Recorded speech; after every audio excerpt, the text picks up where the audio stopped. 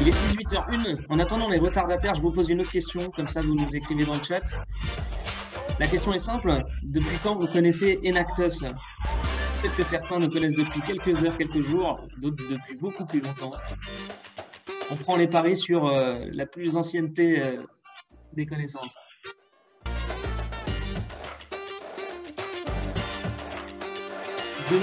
2006, j'ai vu 2011, 2008, 10 ans. Bienvenue aussi à ceux qui nous rejoignent depuis moins longtemps. 3 mois, 1 an.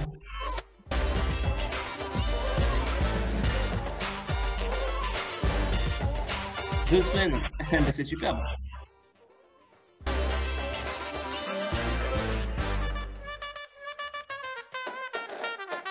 Superbe. Eh bien, je vous propose de démarrer cette soirée révélée de Paris.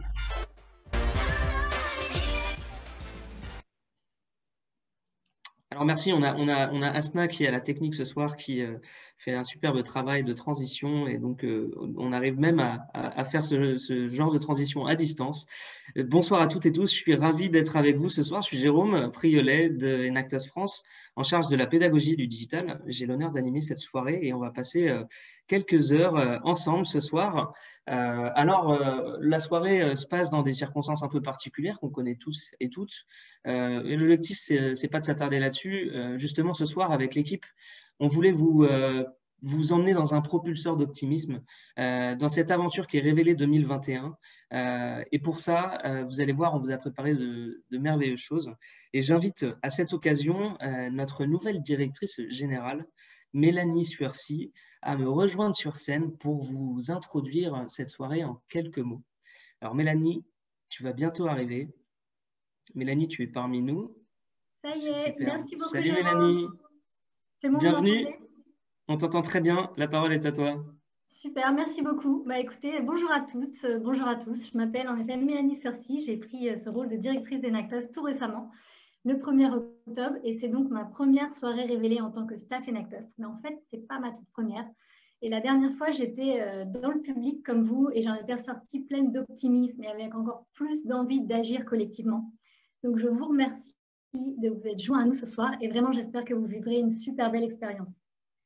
Pour ceux qui ne nous connaissent pas encore, Enactus, c'est une entreprise sociale experte de la pédagogie expérientielle et de l'engagement. Notre métier, concrètement, c'est de créer des expériences qui permettent à chacun de développer ses compétences et sa capacité à innover au service de la société et de la planète.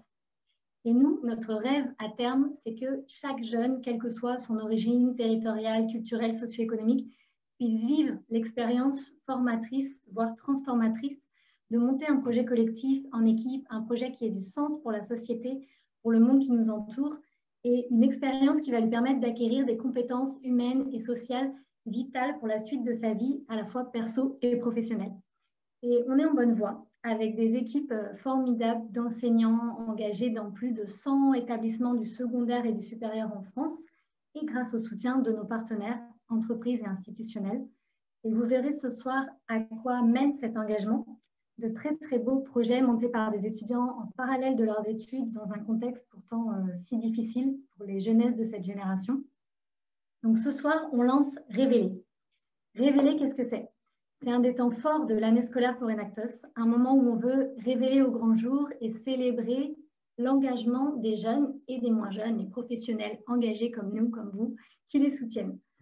Cette année, donc Révéler, c'est un événement en ligne sur une semaine en simultané depuis nos 4 antennes régionales, Paris, Lille, Lyon, Nancy. Et c'est un événement qui a lieu en 3 grands temps. Ce soir, d'abord, une soirée pour découvrir ce qui bouge concrètement dans l'éducation, dans les cursus, en entreprise et célébrer nos vainqueurs de prix coup de pouce. La soirée sera animée par Fanny et Jérôme de l'équipe Enactus avec 3 super intervenants que vous allez découvrir. Dans un second temps, pendant une semaine jusqu'au 4 février, vous pourrez découvrir 80 projets portés par des étudiants qui ont choisi d'intégrer le parcours Enactus et vous pourrez leur partager vos feedbacks directement sur une plateforme dédiée dont vous recevez en ce moment même le lien et que pour certains, vous avez déjà reçu. Et troisième grand temps, le 4 février aura lieu un temps de rencontre entre professionnels et étudiants pour ceux d'entre vous qui le souhaitent et qui se sont inscrits, sous la forme de sessions de speed consulting, où vous pourrez apporter votre regard pro pour aider les équipes d'étudiants à avancer dans leurs projets. Pour introduire cette soirée, on avait envie de vous partager une petite vidéo, faite maison bien évidemment, et spécifiquement pour cet événement, avec des témoignages d'étudiants Enactus qui nous partagent leurs rêves, leurs envies, et avec des mots d'encouragement d'une invitée politique que je vous laisse découvrir tout de suite avant de laisser la main à Fanny et à Jérôme. Merci et profitez bien de cette soirée.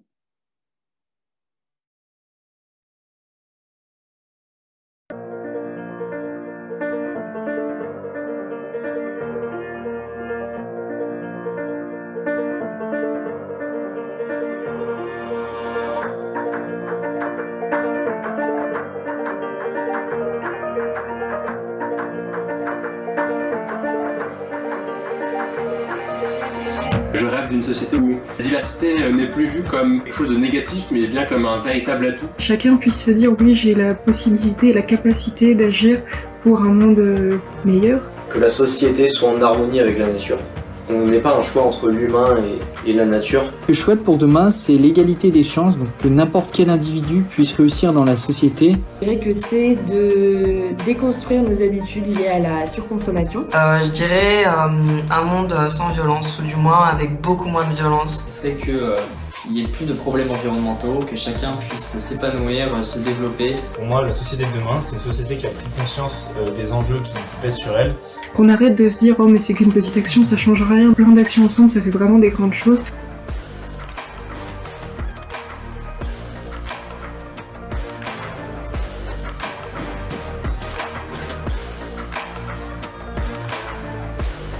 La personne qui m'a le plus marquée pendant mes années d'études, c'est Madame Beldan, notre responsable RSE au sein de notre campus de l'ESCA. Elle a pu nous parler de toutes les actions qu'elle a menées ou qu'elle va mener dans le futur. Et c'était incroyable de voir sa détermination et sa motivation à faire changer les choses. D'avoir été le team leader de l'équipe fondatrice de l'antenne Enactus Centrale Marseille. C'est une expérience qui m'a sorti de ma zone de confort. J'ai pu pratiquer et j'ai maintenant une expérience qui sera valorisée tout au long de ma vie. Je citerai un de mes professeurs de prépa. Il avait toujours quelques citations à propos. J'ai fait un stage en start-up et j'ai trouvé vraiment un écosystème, une mentalité qui était vraiment exceptionnelle, très vertueuse, très agréable. Je pense que c'est mes concours. Ça m'a vachement appris sur moi-même, sur qui j'étais, sur ce que je voulais. Une personne qui m'a beaucoup marqué, c'est mon professeur d'histoire géo en première qui nous disait « Ouvrez le journal ». Et un jour, je l'ai écouté. C'est grâce à lui que maintenant, je m'intéresse à ce qui se passe à travers le monde.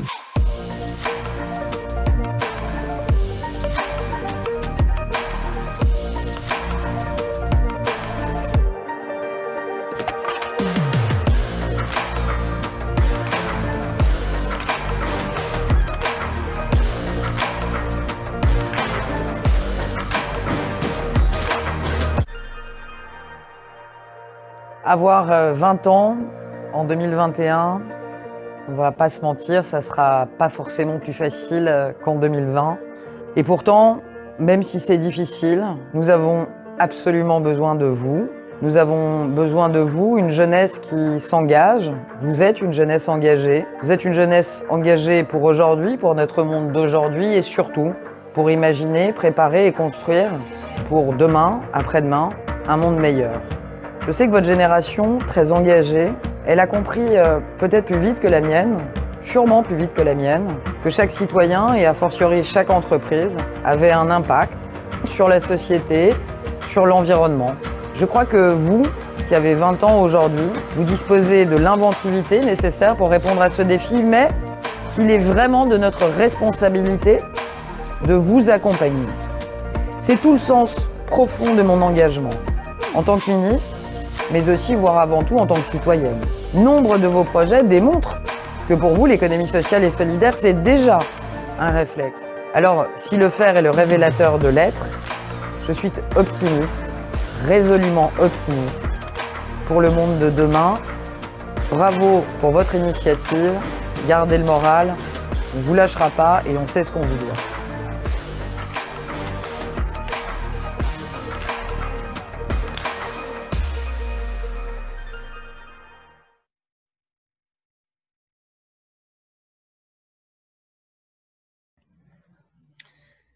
Merci à Mélanie pour cette introduction et merci pour cette vidéo qui, je crois, c'est le mot de cette soirée, est un shot d'optimisme.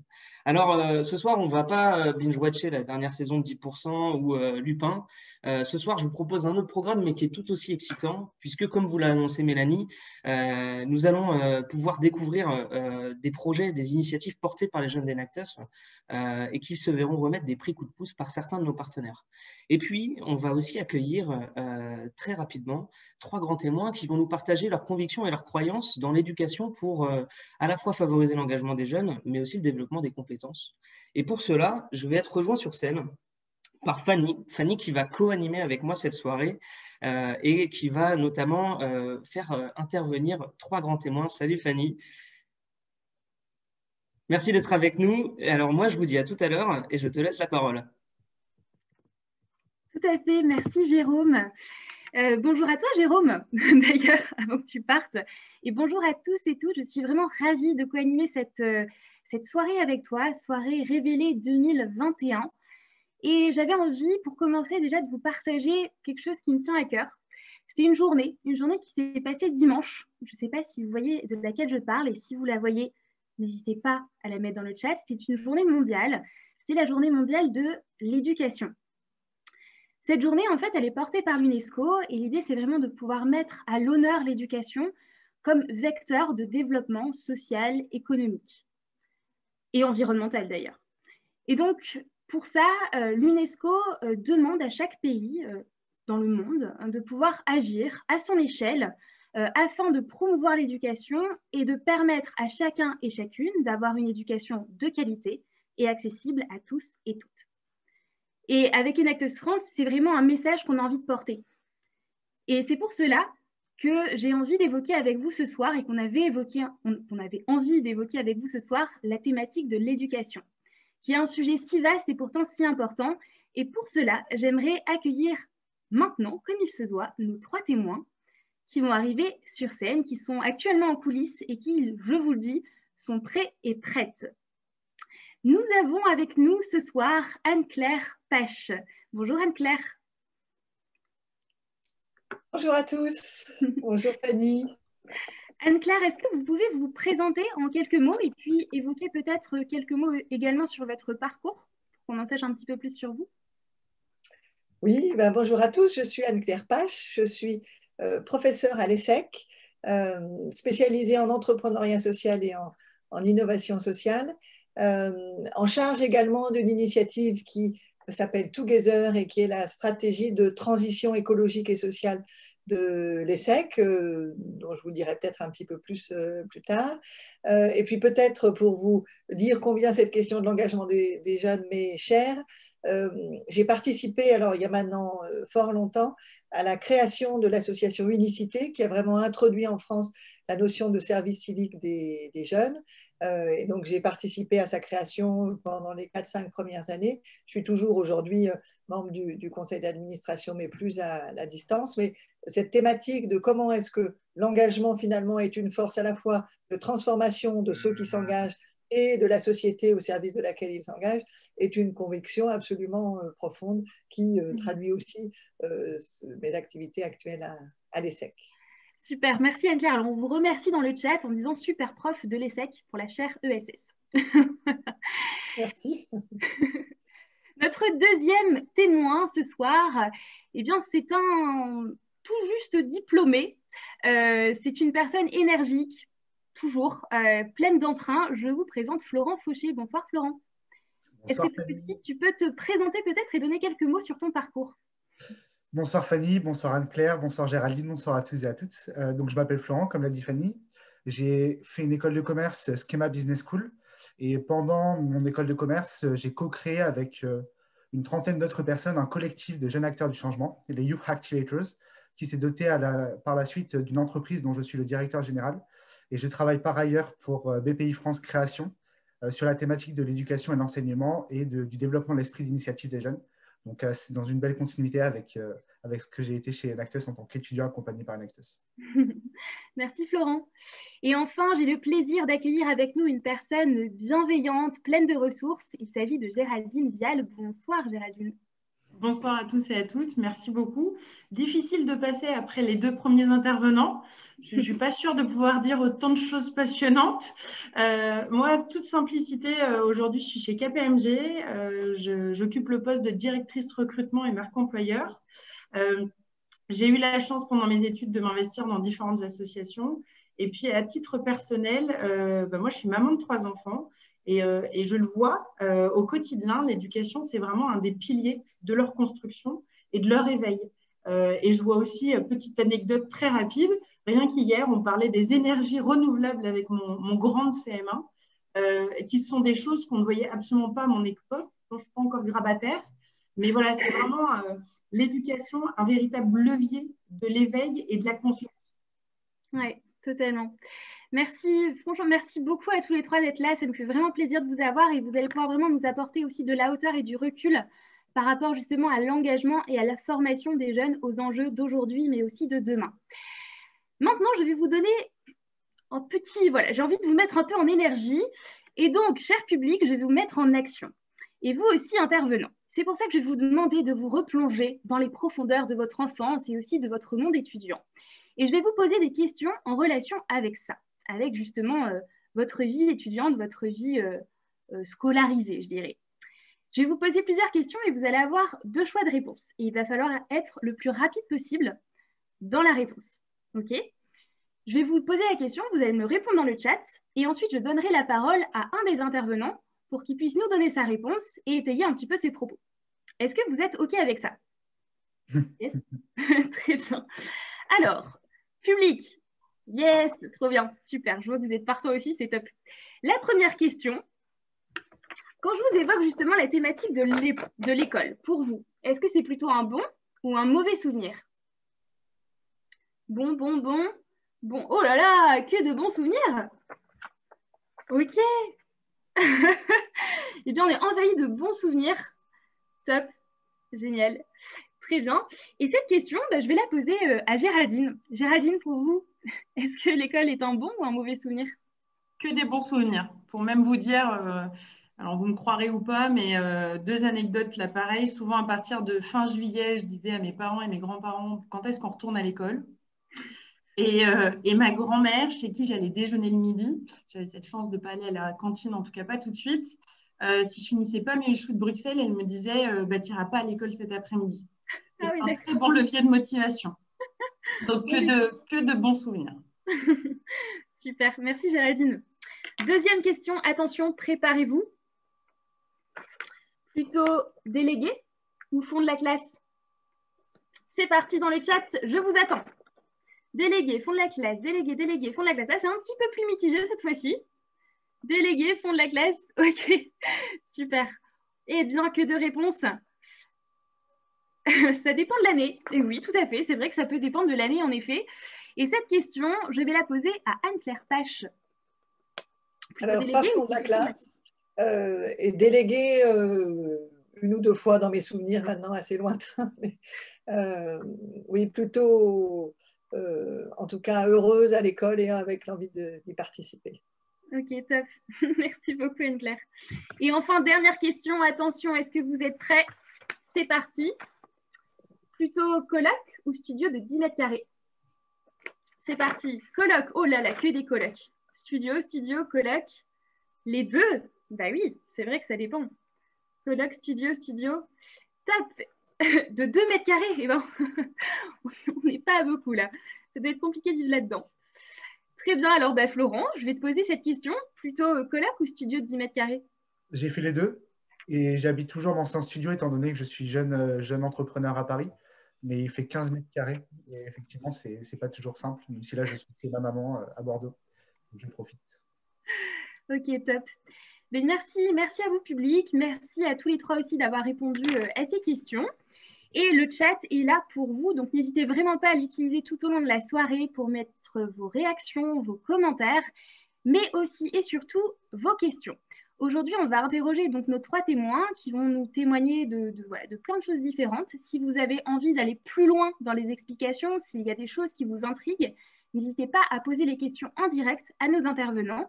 Et nous avons une super régie composée de Hajar, Benoît et Romane qui sont là pour récupérer toutes les questions et on vous les posera à vous intervenants sur la fin, puisqu'il y a un temps qui sera prévu pour ça. Donc voilà, n'hésitez pas à utiliser le chat, il est fait pour ça, mettez tout. C'est parti. Alors, Florent, Géraldine, je vous retrouve juste après et je vais garder sur le plateau Anne-Claire Pache. Avec une petite question, une première question, Anne-Claire. Alors, on a vu que vous étiez engagée dans plein de choses différentes. Moi, je voulais justement savoir, à travers ces différents engagements, et notamment au sein de l'ESSEC, puisque c'est là où vous êtes actuellement, comment est-ce que vous faites pour favoriser l'engagement et la formation des jeunes à travers le développement de leurs compétences pour les préparer à la transition, que ce soit écologique ou sociale? Merci Fanny. Alors, on fait effectivement beaucoup de choses et dans mon rôle actuel donc d'animatrice de cette démarche de transition écologique et sociale, l'objectif, il est très clairement de préparer l'ensemble de nos étudiants aux grands enjeux sociaux et environnementaux. Et ça a été évoqué dans le chat tout à l'heure, j'ai été pendant longtemps à l'ESSEC impliquée dans la chaire entrepreneuriat social qui formait chaque année 20 à 25 étudiants pour devenir vraiment des experts des sujets d'engagement entrepreneuriat social. Mais ça restait un petit groupe de super engagés. Là, la nouvelle approche, c'est de dire il faut continuer absolument à former on va dire les experts, les pionniers, ceux qui vont aller très loin dans le sujet, mais il faut aussi que les 7000 étudiants en formation initiale que nous accueillons à l'ESSEC, dans le programme qui est le programme post-bac qui s'appelle Global BBA, dans le programme de la grande école, dans les programmes de master spécialisés. Pour nous, la vision, c'est de dire aujourd'hui, il n'est pas possible que qui que ce soit sorte diplômé de l'ESSEC sans avoir entendu parler et surtout compris les grands fondements des enjeux écologiques, donc bien sûr climat, les enjeux biodiversité, les enjeux d'économie circulaire, et puis les enjeux sociaux, que ce soit les enjeux liés aux inégalités, les enjeux liés à la diversité, à l'inclusion, à toutes les logiques vertueuses territoriales. Voilà, donc ça se passe dans des cours avec 100% de nos étudiants aujourd'hui formés au climat quand ils rentrent à l'ESSEC. Ça se passe dans ce qu'on appelle les cours fondamentaux, donc en matière de management, on va avoir des cours d'économie, de finance, de contrôle de gestion, de comptabilité.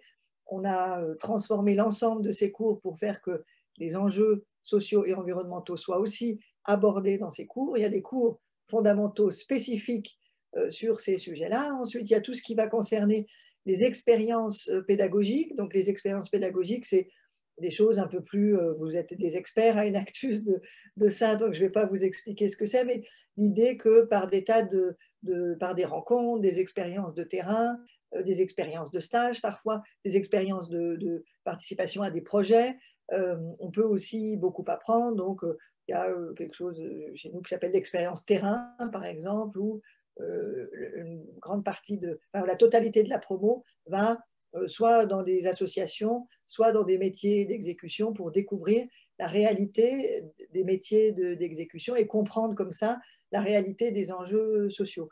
Donc, c'est des cours, des expériences pédagogiques qu'on organise nous, et puis ensuite, il y a tout ce qu'on fait aussi pour encourager la vie associative et les expériences associatives en dehors de l'école. Donc, on va par exemple systématiquement reconnaître les expériences de service civique. Alors, j'ai évoqué mon grand intérêt pour ce sujet-là, mais c'est quand même l'expérience citoyenne et professionnelle la plus merveilleuse qu'on peut faire quand on a entre 18 et 25 ans, parce qu'on est à la fois en train d'apprendre à se connaître, d'apprendre sur soi, d'apprendre des autres, de se rendre utile, de développer des compétences de gestion de projet, etc. Donc, on encourage les élèves à faire ce type d'expérience-là, alors que ce soit des services civiques, des expériences, des stages dans des associations, des apprentissages dans des contextes d'activités liées au développement durable, et on les reconnaît dans le diplôme en actant le fait que en fait, ce sont des occasions de se former à ces enjeux et de se préparer à la réalité ce qui sera attendu des étudiants et de nos jeunes diplômés plus tard. Ok, très bien. Et justement, donc là, j'ai l'impression que vous engagez énormément les jeunes, mais est-ce qu'il y a une demande de la part des jeunes, justement, d'être engagés sur ces sujets-là? Oui, alors, c'est intéressant parce qu'en fait, il y a eu un triple mouvement dans les dernières, on va dire, dans les 2 dernières années. Un mouvement clairement des étudiants, dans la mouvance du manifeste des étudiants pour un réveil écologique. Il y avait un grand nombre d'étudiants de l'ESSEC qui étaient signataires de ce mouvement et du coup, qui sont organisés en interne pour voilà, nous interpeller en disant, ben voilà, nous, on veut être plus formés, on veut être mieux formés, on veut que les cours soient transformés. Donc, il y a une demande qui est venue des étudiants, une demande qui est venue des professeurs et de l'administration que je représente aujourd'hui, mais donc voilà, l'ESSEC, comme toute organisation, c'est un groupe de gens avec des gens, et y compris un certain nombre de profs, qui sont voilà, très volontaires pour faire bouger les choses dans ce sens-là. La direction en général, enfin, c'est vraiment un projet de toute l'école et pas juste de quelques acteurs. Et puis, il y a des troisièmes acteurs fondamentaux que sont les entreprises, et la représentante de KPMG, je pense, expliquera très bien. En fait, aujourd'hui, les personnes qui vont recruter les jeunes à la sortie de l'ESSEC, les jeunes diplômés, attendent qu'ils soient préparés, attendent qu'ils connaissent, ils comprennent ce que c'est qu'un bilan carbone, attendent qu'ils comprennent ce que c'est que la comptabilité extra-financière, attendent qu'ils comprennent ce que sont voilà, les enjeux liés à la lutte contre les discriminations sur le lieu de travail. Et donc, on a aussi des attentes fortes des futurs recruteurs de nos élèves pour avancer. Ce qui fait que finalement, alors voilà, transformer le contenu de tout un programme, c'est pas simple, mais les forces vont toutes dans le bon sens, j'aurais envie de dire. Très bien. Et en effet, c'est vrai que c'est tout un changement en profondeur et je pense qu'on pourra aussi l'évoquer peut-être tout à l'heure. Donc, n'hésitez pas à poser vos questions. Donc, je vais m'arrêter là avec vous, Anne-Claire, parce que le temps file. Et voilà, donc n'hésitez vraiment pas à poser toutes vos questions sur le chat, même si celles qui vous viennent après, en mettant bien le nom de l'intervenant au début pour qu'on sache à qui est adressée la question, si jamais. Donc, Anne-Claire, je vous retrouve tout à l'heure et je vous propose d'accueillir Florent sur le plateau. Florent qui va arriver et donc, coucou Florent. Alors, on ne t'entend pas Florent puisque ton micro est coupé. Du coup, si tu peux le rallumer, ce serait top. C'est mieux comme ça? C'est très bien. Parfait. Alors, Florent, la première question que j'avais envie de te poser, c'était, on l'a vu, tu es plutôt quelqu'un d'investi, d'énergique et tout ça. Je voulais savoir, en tant qu'étudiant, comment as-tu concrétisé cette envie de t'engager et d'agir à ton échelle? Et est-ce que tu as eu à un moment donné aussi un déclic? En fait, ça a commencé assez tôt dans mon parcours. La première fois que je me suis engagé concrètement, c'était en tant que délégué. Je crois que la première fois que j'ai été délégué, j'étais en 5e ou en 4e. Et ensuite, ça a été assez naturel en fait, de m'engager. J'ai participé à un programme qui s'appelle le programme Comenius, qui donne l'opportunité à différents étudiants, enfin différents collégiens à travers l'Europe, de travailler sur un sujet conjointement et de partir dans les pays en fait, avec lesquels on travaille. Et j'ai eu la chance de partir en Italie et de travailler sur l'alimentation durable. Donc, ça a été un beau déclic à plusieurs égards, en fait. Ça m'a permis de rencontrer des personnes issues de cultures différentes.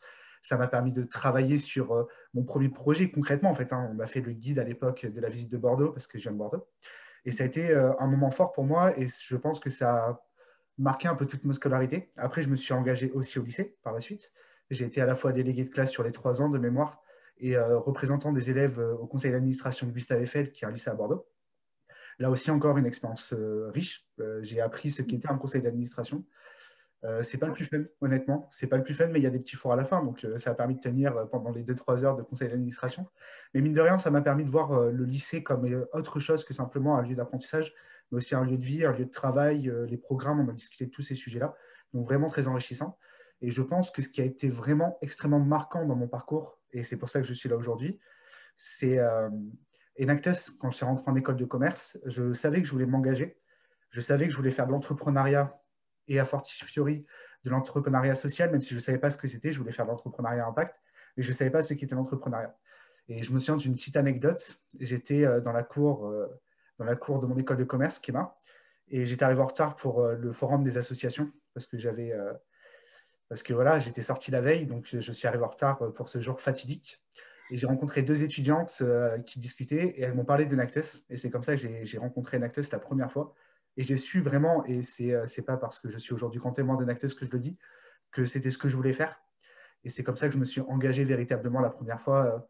Pour moi, concrètement, c'est en devenant membre d'Enactus, puis team leader de l'association Askema, et enfin porteur de projet, coporteur de projet sur un projet Impact. Et c'est comme ça que je me suis engagé en fait. Et je pense que c'est quelque chose qui a marqué un peu tout mon parcours, l'engagement, parce que je me considère comme quelqu'un de curieux et de proactif. Et justement, donc là, tu dis que tu es curieux, proactif. Est-ce que pour toi, c'est facile de s'engager en tant qu'étudiant, voilà, dans sa scolarité en général, finalement? En fait, je dirais que pour moi, oui, mais ça n'engage que moi sur cette question-là. Pour moi, ça a toujours été simple parce que j'ai cherché à chaque fois que je voulais m'engager ou que je voulais mettre en place une action, à trouver les ressources pour le faire. Pour Enactus, typiquement, quand j'étais team leader et porteur de projet pour Enactus, j'ai cherché le contact avec les incubateurs, donc l'incubateur de mon établissement, l'incubateur de Lille aussi, l'incubateur tonique qui regroupe plusieurs établissements. Je suis allé chercher des professionnels à l'extérieur, j'ai participé de manière assidue à tous les séminaires d'Enactus. Pour moi, ça a été simple de m'engager. Après, je considère que ce n'est pas forcément simple pour tout le monde, dans la mesure où on n'a pas tous accès aux mêmes chances, à mon avis, à la base. Dans mon collège, le programme Comenius, c'est un programme qui demande beaucoup d'énergie aux enseignants qui souhaitent le mettre en place, par exemple. C'est un programme qui dote chaque établissement d'une enveloppe de 25 000 € sur 2 ans pour accompagner ce projet. Et je me souviens que l'enseignante, donc Céline Aguerre, même si elle n'est pas là, mais qui a été aussi marquante, une figure marquante de ma scolarité, avait mis près d'1 an et demi avant de pouvoir concrétiser ce projet. Donc ça nécessite un engagement de la part des enseignants, ça nécessite un engagement de la part des... c'est le programme Comenius, C-O-M-E-N-I-U-S, Mélanie.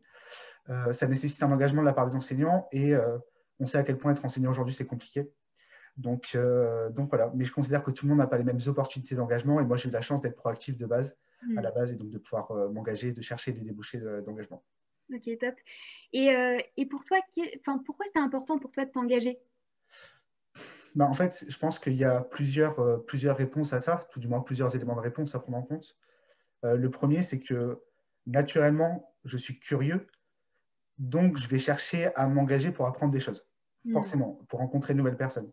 Là, par exemple, je suis à un rythme dans ma vie où je rencontre au moins une nouvelle personne toutes les semaines avec qui j'ai une discussion passionnante sur un sujet que je ne connaissais pas auparavant. Donc ça peut être des sujets liés au monde de l'entreprise, comme des sujets liés à la philosophie, à la sociologie, à l'anthropologie. Je vais toujours rencontrer une personne qui va m'apporter une nouvelle dimension de connaissance. C'est pour ça que je me suis engagé par volonté d'apprendre de nouvelles choses. Je me suis aussi engagé quand je me suis rendu compte de tous les enjeux environnementaux et sociaux.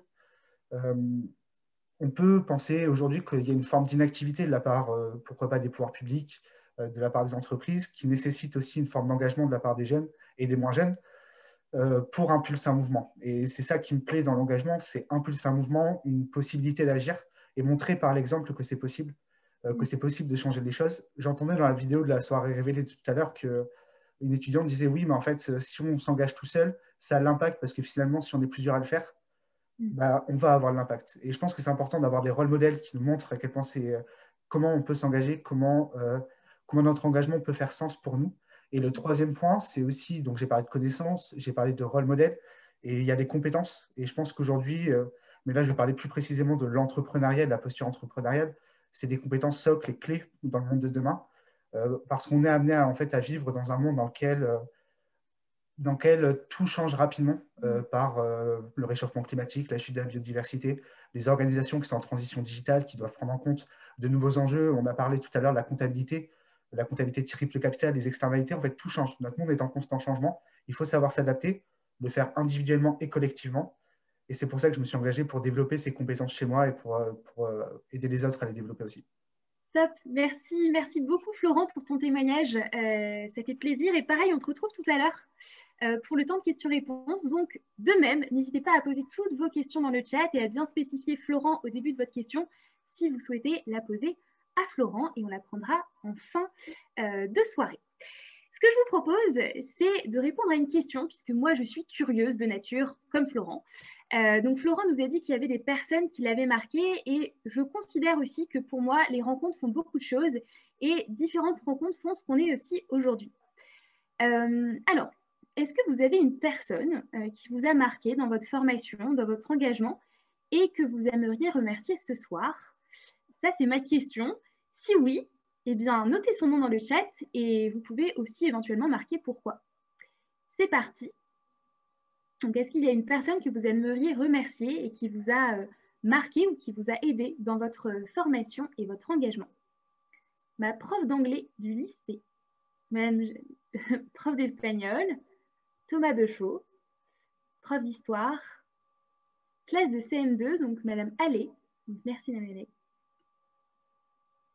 L'accompagnement, ah c'est mignon. Axel Ferraille, ah bonjour, enfin oui, Axel, je la connais très bien.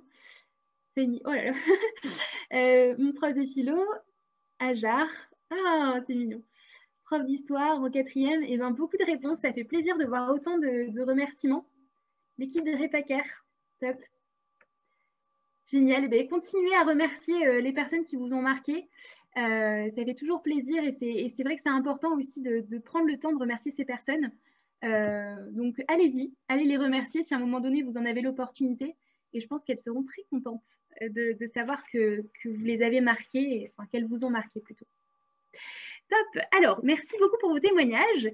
L'objectif aussi de cette soirée, c'est aussi de mettre en valeur plutôt des projets qui sont accompagnés par Enactus France et donc de mettre en valeur aussi des jeunes qui agissent au quotidien. Et pour cela, je crois que Jérôme va revenir sur scène et je pense, Jérôme, que tu as des invités sur ton plateau. Merci Fanny. Et tout à fait, j'ai quelques invités sur ce plateau. Alors, on va partir sur une première thématique, mais avant ça, j'aimerais vous poser une question dans le chat. Alors, je pense que ça va être très différent selon chacun d'entre vous, mais c'est votre combienième visioconférence de la journée? Alors, 6e, ok. 4e, 11e, je crois que là, ok. Alors, pour certains, c'est la première. Et pour d'autres, c'est beaucoup plus que ça. Merci pour ces réponses. Et pourquoi cette question? Parce que, comme cette soirée en témoigne aussi, le numérique prend une dimension beaucoup plus importante dans notre vie depuis quelques temps et est vraiment un bouleversement dans notre quotidien. C'est devenu un impératif dans nos relations de travail, dans nos relations individuelles, personnelles, voire familiales. Et donc, cela peut être aussi un formidable vecteur d'impact pour aider des personnes ou des publics qui sont parfois aussi dans des situations plus difficiles ou d'isolement.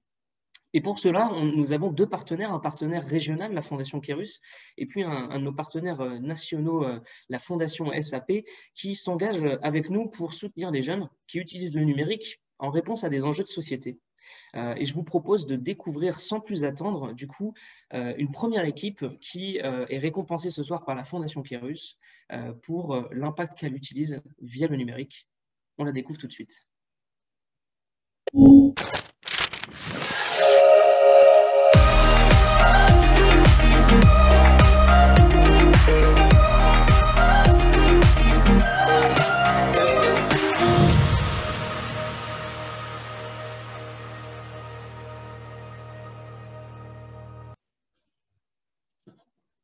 Bonjour, nous c'est Kaina, suivez-moi.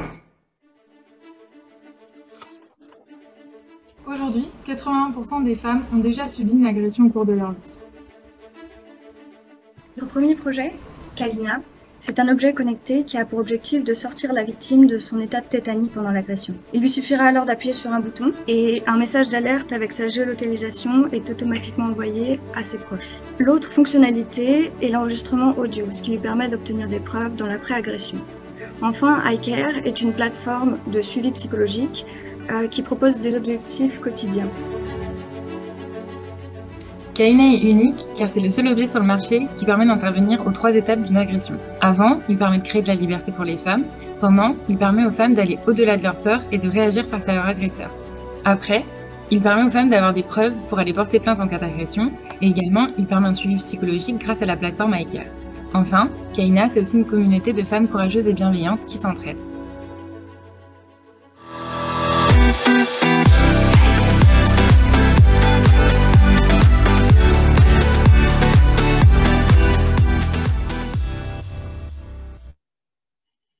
Félicitations et un grand bravo à l'équipe de Kaina qui est probablement ici ce soir et qui peut être très fière. Je suis rejoint à cette occasion par Jean-Philippe.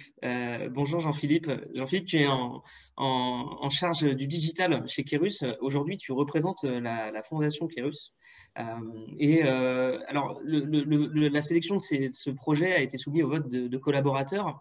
Ma question pour toi, c'était voilà, pourquoi cette thématique finalement a retiré votre attention et de manière plus personnelle, en quoi le numérique aujourd'hui, selon toi, peut répondre de manière durable à des enjeux de société? Alors, écoute, bonsoir Jérôme, bonsoir surtout à toutes et tous. Alors pour répondre à ta question, en fait, on a mobilisé tous nos collaborateurs pour la France, donc c'est un peu plus de 900 collaborateurs pour qu'ils puissent voter. Voilà, il y avait différents projets et ils se sont positionnés. Et en fait, ce qui est assez intéressant, c'est que ça fait quelques années qu'on a le plaisir de pouvoir être à vos côtés. Et quelques années, c'est vraiment du coude à coude, c'est très serré. Et alors vraiment, cette année, Kaina s'est vraiment dégagé naturellement. C'était voilà, un plébiscite sur ce projet de la part de tous les collaborateurs. Et en fait, pourquoi? Parce que je pense que, et ça répond, je pense aussi à une partie de ta question, c'est que en fait, Kaina, ça répondait vraiment à l'ADN du groupe et en fait de ce qu'on partage tous et ce que nos équipes partagent tous.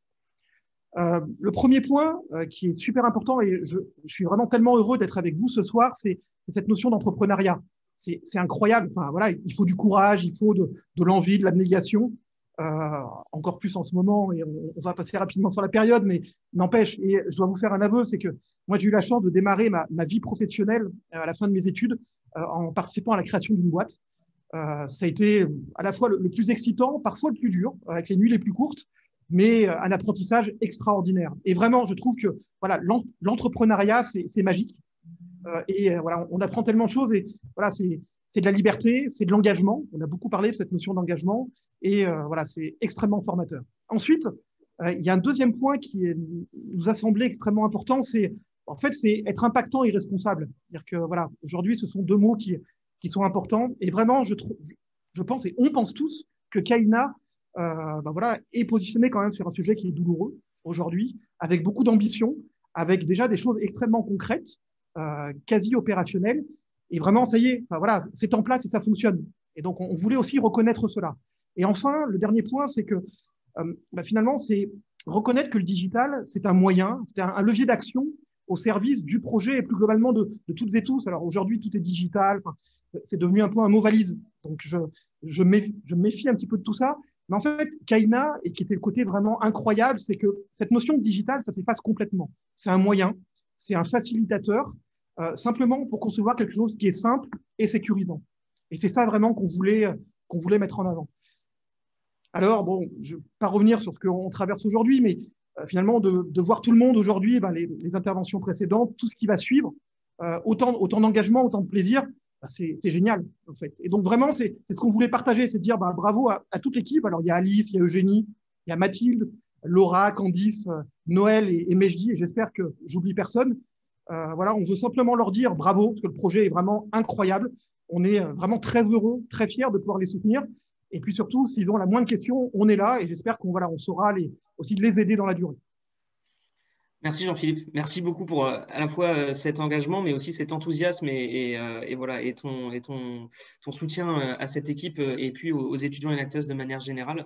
Je te dis à bientôt et puis je vous propose de poursuivre cette soirée sur cette thématique sur le digital parce que quand on parle de digital, ce qui est important aussi, c'est d'être bien outillé. Et pour bien s'outiller sur ces sujets-là, l'accompagnement dont on peut bénéficier est très souvent décisif. Et dans ce cadre-là, avec la Fondation SAP, avec qui on est partenaire depuis de nombreuses années, les projets qui vont être plébiscités ce soir vont recevoir un accompagnement. Je ne vous en dis pas plus pour le moment, mais voilà, un accompagnement dans la durée qui va leur permettre aussi de monter en compétence sur ces sujets-là. Et je vous propose tout de suite de découvrir les 4 équipes lauréates du prix de la Fondation SAP.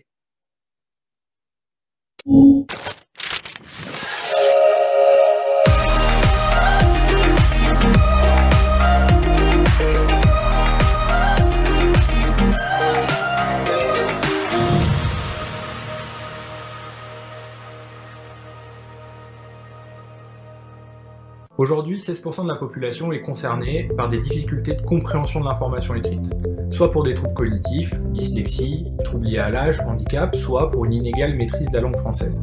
Que vous soyez un acteur public, gouvernement, service public, collectivité locale, ou un acteur privé, entreprise, médias, agence de communication, ou un acteur associatif, ça veut dire qu'un Français sur 6 ne comprend pas votre communication. C'est à la fois une exigence d'accessibilité et à la fois 16% de votre public à qui vous ne parlez pas. Avec Accessibilis, on a décidé de développer un outil qui vous accompagne dans la rédaction d'un contenu vraiment compréhensible. À la manière d'un correcteur orthographique, vous entrez votre texte, un document, l'URL de votre site internet, vous obtenez une note, une portée, et la liste des publics qui ne comprennent pas actuellement votre message. Vous pouvez ensuite fixer la portée ou alors sélectionner une cible particulière à atteindre et grâce à des algorithmes de traitement automatique du langage et à une équipe de publics directement concernés qui valident les recommandations faites, vous obtenez une nouvelle version de votre document enfin compréhensible par tous et vous gagnez en accessibilité. Le 16 mars 2020 restera une date spéciale dans nos esprits à tous. Il s'agit du premier jour de confinement. Du jour au lendemain, plus de 115 000 bars et restaurants français se sont retrouvés fermés, sans aucune solution et sans aucune vision d'avenir. Vincent et moi étions deux étudiants en dernière année d'école d'ingénieur à l'ECE Paris. Nous avons décidé de lancer le 18 mars 2020, soit 2 jours après le début du premier confinement, Sauver mon bar, pour venir en aide aux gérants de bars et de restaurants. Notre objectif, apporter des revenus aux bars et aux restaurants pendant leur fermeture. Nous avons donc développé un système de bons d'achat. Les clients achètent des bons d'achat dans leur bar, leur restaurant favori, et les consomment lorsque les établissements sont réouverts. Les gérants, eux, reçoivent l'argent automatiquement, ce qui leur permet d'avoir des revenus pour pouvoir payer leurs factures. Depuis le début de la crise, nous avons aidé plus de 500 bars et restaurants, vendu plus de 1800 bons d'achat, et avons reversé plus de 25 000 €.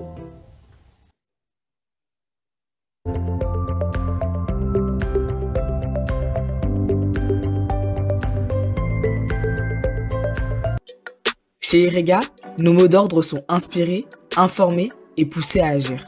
Depuis 2017, on crée du contenu audiovisuel de sensibilisation à l'ESS et au développement durable à destination de la nouvelle génération. À travers nos projets, on a constaté que nombreux sont ceux qui veulent changer le monde, mais que peu de personnes savent vraiment par où commencer. C'est la raison pour laquelle nous avons créé J'agis, une application qui facilite le passage à l'action en faveur de la transition écologique et sociale. Elle se différencie des solutions existantes, notamment grâce à 2 fonctionnalités innovantes. Premièrement, la map interactive qui recense tous les acteurs de l'ESS autour de vous. Et dans un deuxième temps, le parcours de l'engagement personnalisé qui se base sur vos centres d'intérêt pour vous initier à un mode de vie plus durable et passer à l'action progressivement, à votre échelle et selon vos moyens. Si notre vision à court terme, c'est de devenir le premier réseau social local d'Île-de-France exclusivement consacré aux initiatives écologiques et sociales, nous avons l'ambition de développer J'agis dans les principales métropoles de France. Si ce projet résonne en vous et que vous souhaitez contribuer à son développement, alors contactez-nous et rejoignez le mouvement J'agis.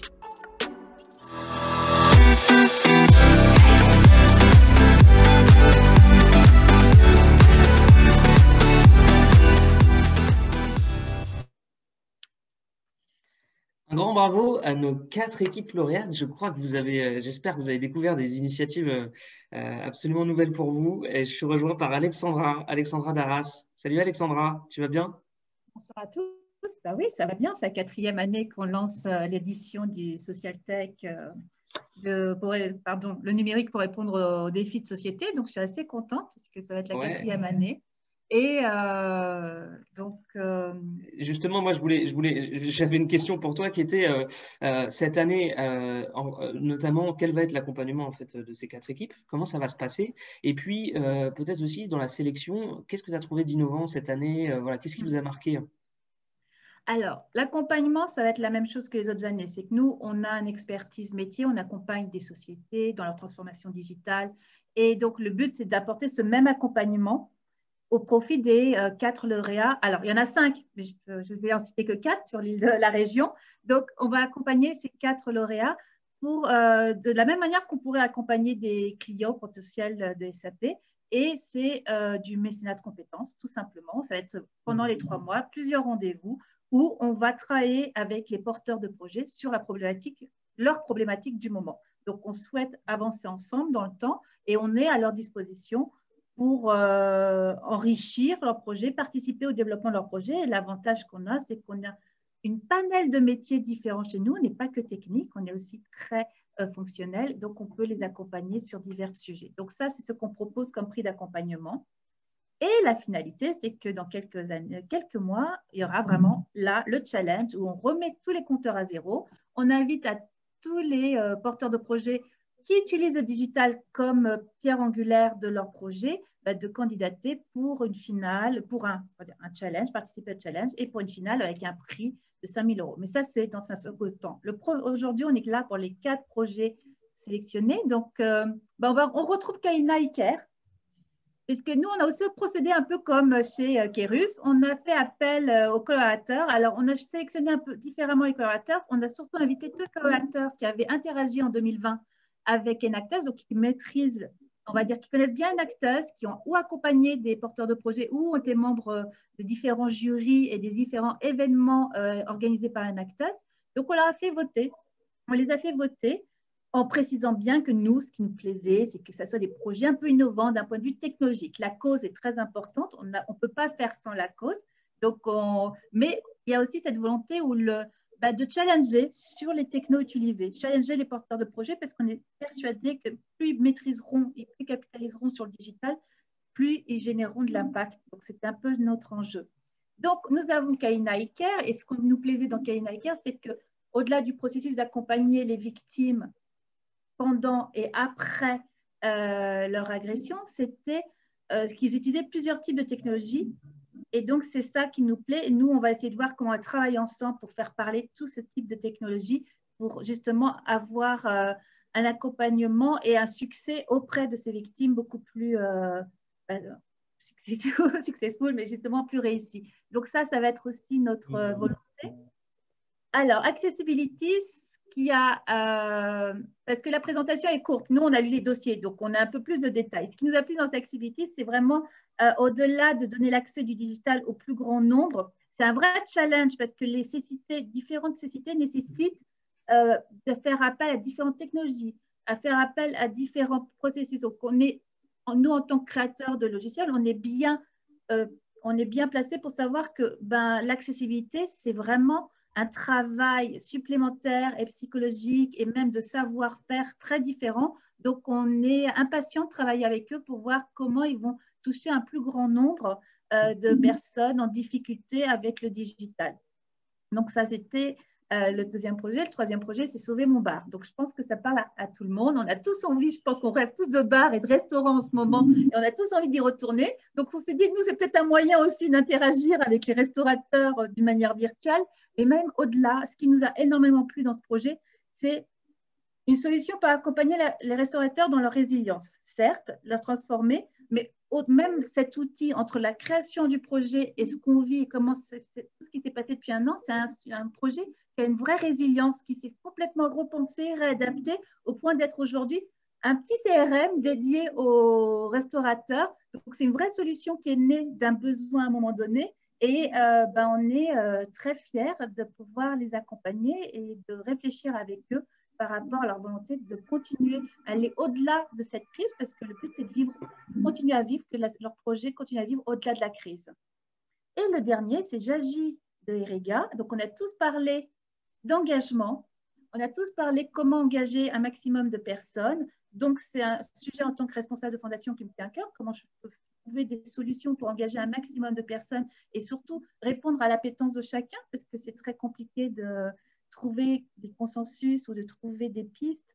Donc là, ce qui nous plaisait sur l'application, c'est le travail de réflexion qu'ont eu les porteurs de projets, mais même au-delà, c'est qu'on a bien conscience que le digital, plus digital, si les algorithmes utilisés, et ça va être la clé du succès de l'application. C'est comment faire matcher des souhaits et des opportunités d'engagement. Si la technologie ne suit pas, hélas, le projet ne sera pas aussi impactant que le souhait des porteurs de projet. Donc, voilà un petit peu un résumé de ces 4 projets et où on a envie d'aller cette année, en tout cas ces 3 prochains mois, puisque ça commence en février et ce sera jusqu'en avril qu'on sera à vos côtés.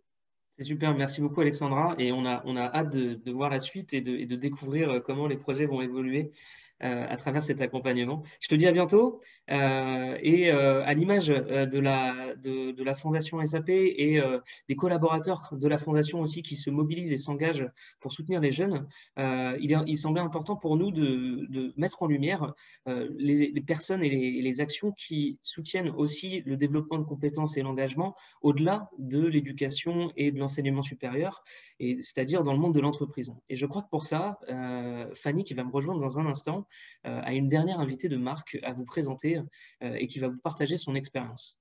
Salut Fanny, tu viens de me rejoindre, je te laisse la parole. Oui, tout à fait Jérôme, merci beaucoup pour cette introduction et en effet, on trouvait vraiment qu'il était important de valoriser aussi l'engagement et la formation au-delà des études et de voir un petit peu comment est-ce qu'on pouvait faire aussi pour la valoriser juste après au niveau de l'entreprise. Et pour cela, j'accueille ou je réaccueille Géraldine.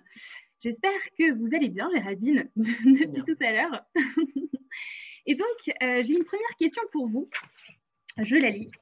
Selon vous, quel est le rôle de l'entreprise dans la formation et l'engagement des jeunes qui arrivent au sein de celle-ci? Alors, pour moi, le rôle de l'entreprise, il est primordial.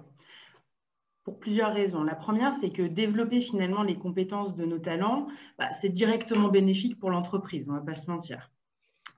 On a des collaborateurs du coup qui sont heureux, qui sont engagés, qui sont contents d'apprendre et de développer leurs compétences et surtout qui vont être plus armés parce qu'on le voit, on n'est pas à l'abri de petites surprises tous les jours, d'un contexte extrêmement mouvant et d'un environnement qui est en plein changement et qui est en plein bouleversement. Donc finalement, leur permettre de se développer, leur permettre de développer des compétences, qu'elles soient comportementales ou techniques, et j'insiste aussi sur l'aspect comportemental, ou ce qu'on dit parfois être les soft skills, parce que c'est vraiment quelque chose, un des piliers aussi de leur développement. Et puis pour moi, former les collaborateurs, ce n'est pas juste court terme. Comme je le disais, c'est bien sûr bénéfique pour l'entreprise, mais c'est pour moi un engagement et un investissement long terme. Pourquoi? Parce que c'est à la fois un investissement pour l'entreprise dans laquelle ils sont aujourd'hui, en l'occurrence potentiellement KPMG, mais également pour l'entreprise dans laquelle ils seront demain. Et au-delà de l'entreprise, je parlerai même de la fonction ou de l'équipe.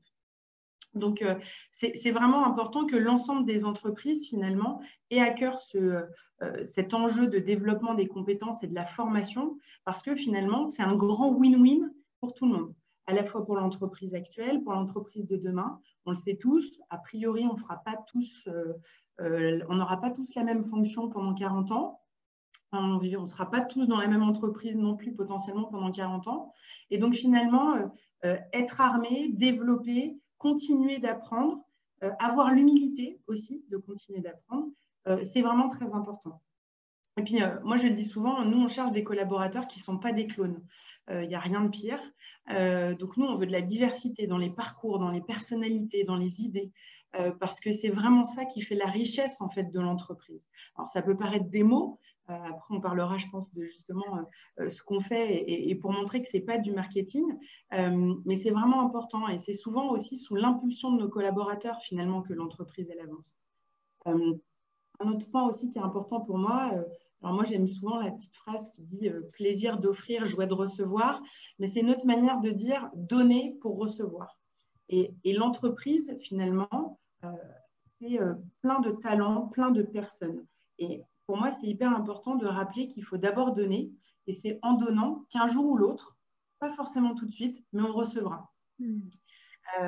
Et puis en ce qui concerne l'engagement, finalement on est dans le même esprit. Donner du temps, donner de l'espace à nos collaborateurs pour s'engager, c'est leur donner l'opportunité finalement de poursuivre ce qu'ils sont vraiment, ce qui leur tient véritablement à cœur. Et moi, ce que j'aime aussi, c'est finalement qu'on peut toujours trouver quelque chose qui va nous intéresser, que ce soit via l'éducation, que ce soit l'entrepreneuriat, le mécénat de compétences, des enjeux plus environnementaux. Il y a forcément un sujet qui va avoir une résonance. Et ce qui est super, c'est que peu importe, moi c'est pareil, j'aime beaucoup dire, et ça je trouve ça génial avec notamment la Fondation KPMG, c'est que peu importe le temps qu'on donne, que ce soit 1 heure, que ce soit 2 jours, que ce soit 15 jours, ça a un impact. Et ça, c'est hyper important. Et puis, si on doit parler finalement aussi côté recrutement, parce que c'est peut-être des questions que les jeunes peuvent avoir, moi, je suis hyper sensible, et pas que moi, hein, à l'histoire des candidats que j'ai en face de moi, une histoire avec un grand H.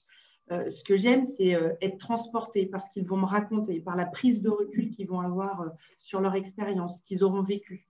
Alors oui, souvent on parle des stages, des expériences professionnelles, mais l'engagement associatif, et même il y a des engagements qui peuvent être faits uniquement à titre personnel, mais qui peuvent avoir une vraie résonance et développer finalement une vraie maturité, une vraie prise de recul. C'est très précieux en fait pour l'entreprise. On le voit aujourd'hui, on a besoin de capacité d'adaptation, on a besoin de curiosité, on a besoin de se réinventer, on a besoin aussi de prendre du recul sur ce qu'on est en train de vivre. Et finalement, c'est aussi ça qu'on recherche dans nos candidats finalement, pour qu'ils nous amènent ça aussi et qu'ils nous nourrissent. Ok, super, merci Géraldine. Et en effet, c'est vrai qu'il y a de plus en plus d'entreprises qui aussi prennent vraiment en compte l'engagement aussi extérieur en dehors du cursus scolaire pur et dur. Donc c'est vrai que c'est intéressant de le souligner. Peut-être pour être un peu plus dans le concret, est-ce que vous pouvez nous donner des exemples de ce que peut mettre peut-être KPMG en place pour justement favoriser l'engagement, mais aussi la formation des jeunes qui arrivent et des collaborateurs en général? Bien évidemment. Bon, alors je crois que normalement, je n'ai plus besoin de présenter la fondation KPMG qui, sous l'impulsion de Bouchra, de son équipe incroyable et puis de plus de 1000 volontaires chez KPMG, quand même, c'est pas rien, font vraiment un travail incroyable. La fondation KPMG, c'est, comme on le dit, ça s'appuie finalement sur l'envie des collaborateurs. C'est pas obligé. On n'est pas obligé de se dire « Ah, il faut que je participe à la fondation, sinon je ne vais pas être bien noté ». Non, pas du tout. Et en fait, cette fondation, elle évolue aussi, ces programmes évoluent avec les collaborateurs, par l'entrepreneuriat et par leur envie de s'impliquer, par la découverte de nouvelles associations ou de nouveaux enjeux. Ça, c'est hyper important. Et finalement, avec travers la fondation, c'est ce que je disais, on donne du temps et de l'espace en fait, aux collaborateurs pour pouvoir s'engager et pouvoir se réaliser. Donc, de mémoire, j'espère que je ne vais pas me tromper, sinon je vais me faire taper sur les doigts, mais au-delà des 1000 volontaires, c'est 12 500 heures, je crois, d'engagement sur l'année, donc c'est énorme. Et vraiment, je le répète, 1 heure ou 15 jours, ça a un impact, ça vaut quelque chose. Au-delà de la fondation, je peux me permettre aussi de donner des exemples. Je me dépêche. Non, il y a aussi, par exemple, les réservistes. On entend parler parfois. Bah, typiquement, on a plein de réservistes au sein de KPMG et on leur laisse ce temps et cet espace pour finalement effectuer leur mission et on ajuste et on s'adapte. Et puis le dernier point, parce qu'on parlait d'exemples concrets, typiquement, un des programmes de la Fondation, c'est, on en parlait, sur l'inclusion active à travers notamment les lycées de la réussite. Et ce qui est super, c'est qu'au-delà de les accompagner sur leur CV, à développer leur employabilité, à se préparer aux questions des méchants recruteurs face auxquels ils vont être confrontés, eh ben, on en a recruté. On en a recruté au sein de la junior team sur le métier audit. On a recruté des jeunes de ces lycées de la réussite justement pour commencer et pour aussi encore plus concrétiser en fait cet engagement. Merci beaucoup Géraldine. Je vais devoir arrêter les questions. Je m'arrête. Mais on vous retrouve tout à l'heure pour la session de questions-réponses. Donc, de même, n'hésitez pas à poser vos questions tout au long de la soirée, s'il y en a qui vous viennent aussi à l'esprit, sur le chat et on les prendra juste après. En tout cas, merci beaucoup à nos 3 intervenants là, qui ont pu témoigner, qui ont pu nous faire prendre du recul et qui nous ont donné déjà un aperçu sur leur vision aussi de l'engagement et de la formation des jeunes. Ce que je vous propose, c'est de retourner avec Jérôme sur le plateau de Jérôme afin de découvrir des nouveaux projets. Merci Fanny. Alors je vous propose effectivement de découvrir de nouveaux projets et de nouvelles équipes prometteuses Enactus. Mais je vous propose de changer de thématique et de s'intéresser à une thématique qui est également bien ancrée dans les enjeux actuels, c'est le bien vieillir. Et je vais commencer par vous poser une question, et de la même manière, je vous invite à m'écrire dans le chat. Selon vous, à 1 million près, quelle est la part de nos aînés de plus de 65 ans dans la population française? Allez-y à 1 million près, lâchez-vous dans le chat. on va voir si certains sont soit des fins connaisseurs, soit ont des bonnes estimations. Alors, on a 10 millions, 25 millions, 22 millions, 25 millions, 22, 14, 57, 20%. On a du pourcentage, on a un peu tout. Eh bien, sachez qu'ils sont 13 millions. 13 millions aujourd'hui de personnes de plus de 65 ans. L'INSEE rapporte qu'ils seront, d'ici 50 ans, 22 millions. Vous imaginez 22 millions, c'est un tiers de la population française à l'heure actuelle. Alors, heureusement, il y a des initiatives, des jeunes et aussi des moins jeunes qui s'engagent pour favoriser le bien vieillir et qui font que peut-être vos parents, nos parents ou nous-mêmes demain vieilliront mieux. Et pour cela, Malakoff Humanis s'engage avec nous pour soutenir des équipes qui prennent part à ces initiatives. Je vous propose tout de suite de découvrir 2 équipes qui s'attaquent à ce sujet. C'est parti.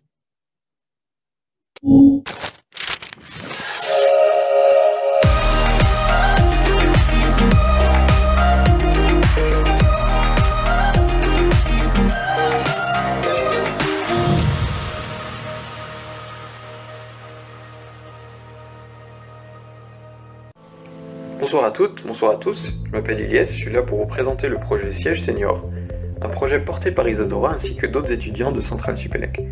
Alors pour comprendre le projet, c'est simple, imaginez-vous âgé, voire handicapé, voulant rentrer dans une voiture.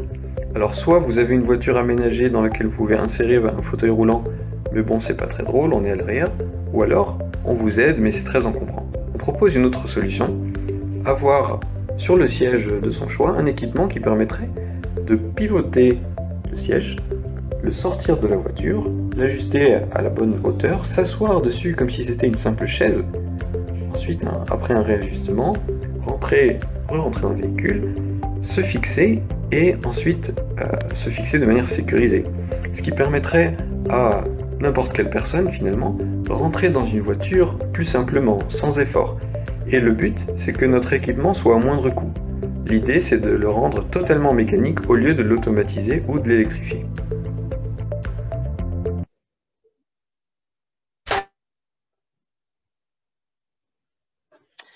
Alors, nous avons découvert un premier projet. Prévient les risques de maladies cardiovasculaires. PumpTop répond à des problèmes rencontrés par les utilisateurs de fauteuils roulants contraints à la position assise. Problèmes de digestion, lésions des tissus, mais aussi un risque de maladie cardiovasculaire beaucoup plus élevé. PumpTop permet aux utilisateurs de fauteuils roulants de se redresser quand ils le souhaitent et en autonomie et de se déplacer en position relevée grâce à une structure qui s'adapte aux différentes positions de l'utilisateur. L'utilisateur va pouvoir pomper pour se redresser et la roue du fauteuil va le suivre pour qu'il puisse continuer à se propulser manuellement, le tout sans batterie et sans moteur. Je suis étudiant en dernière année à Centrale Paris en mécanique. Prévenir ces maladies, c'est aussi libérer des lits d'hôpital. Ça nous concerne tous.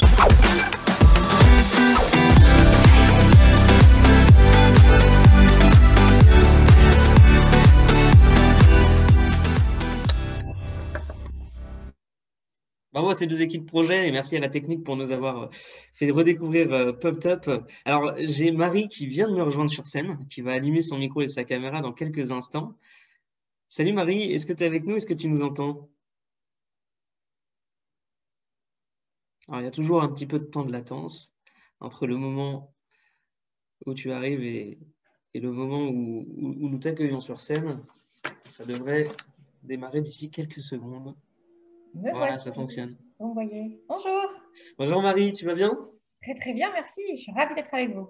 Oui, on est ravis de t'accueillir. On a vu ces 2 superbes projets que du coup Malakoff Humanis récompense aujourd'hui. Moi, j'avais une question qui était en quoi les projets que nous avons vus, de par aussi l'expertise que tu as et que Malakoff Humanis peut avoir, répondent aux enjeux du bien vieillir. Et d'ailleurs, sur ces enjeux, quelles sont les perspectives? Comment ces enjeux vont évoluer dans le futur? Très bien. D'abord, je suis encore une fois ravie d'être avec vous ce soir. Je vais déjà présenter rapidement le groupe Malakoff Humanis. Peut-être que vous ne nous connaissez pas. On est un acteur majeur de la protection sociale en France. On est un groupe paritaire, mutualiste et à but non lucratif. Et on met notre performance au sein de l'utilité sociale et on consacre chaque année plus de 160 millions d'euros à l'accompagnement des personnes en situation de fragilité sociale. Donc là, c'est pour planter un petit peu le décor de Malakoff Humanis. On est un vieux partenaire d'Enactus et on est ravis de continuer cette aventure avec vous. Donc le groupe, en tout cas, aujourd'hui, il est convaincu que les structures à impact ont un rôle à jouer au sein de la société et qu'elles doivent continuer et contribuer à la rendre plus juste et plus inclusive. Et le mot d'inclusion, vous allez voir, est extrêmement important dans mon propos. C'est une conviction qui va se traduire très concrètement autour de 4 engagements majeurs que nous avons. Aujourd'hui, ce sont le cancer, les aidants familiaux, le handicap et le bien vieillir. Et le bien vieillir, c'est très très large. Le bien vieillir, c'est le bien vivre quand on est âgé. Et effectivement, comme tu me disais, Jérôme, on va être un paquet à être vieux demain. Donc effectivement, moi, au sein de ce groupe, j'ai un job de rêve et mon job de rêve, c'est de repérer, d'incuber et de financer les pépites d'innovation sociale qui répondront à ces enjeux et qui vont devenir demain des partenaires de Malakoff Humanis. Alors, l'objectif de notre partenariat, il est très simple, effectivement, vous faire prendre conscience de ces enjeux, de ce défi de société qui est le bien vieillir en l'occurrence, c'est ce sujet-là principalement qu'on a décidé de mettre en avant avec Enactus cette année et l'année dernière également. Effectivement, l'enjeu c'est de favoriser le bien vieillir de ces centaines de millions de personnes qui vont être concernées demain parce que ce n'est pas une fatalité et il faut nous aider effectivement à faire cesser de faire rimer vieillesse avec tristesse. Et effectivement, le contexte sanitaire a été un contexte aggravant. Et donc, ça nous a permis aussi de révéler, de mettre en lumière ces exclusions et cette problématique de l'isolement dont je vais vous parler de manière plus précise tout à l'heure. Donc, effectivement, notre objectif, grâce à vous, c'est de faire émerger ces entreprises sociales autour de cette économie du bien vieillir, ce qu'on appelle globalement la Silver Eco. Mais globalement, c'est plus que ça. C'est de se dire comment vous pouvez nous accompagner pour répondre à ces enjeux de manière beaucoup plus globale sur toutes les problématiques qui sont concomitantes, qui sont autour de cette approche du bien vieillir. Et effectivement, l'année dernière, on a été ravis de pouvoir soutenir Tom et Josette, Gudule, qui répondent à ces enjeux, et il y a quelques années, Ernesti, qui aujourd'hui est un partenaire stratégique du groupe Malakoff Humanis. Donc, je vous souhaite la même histoire.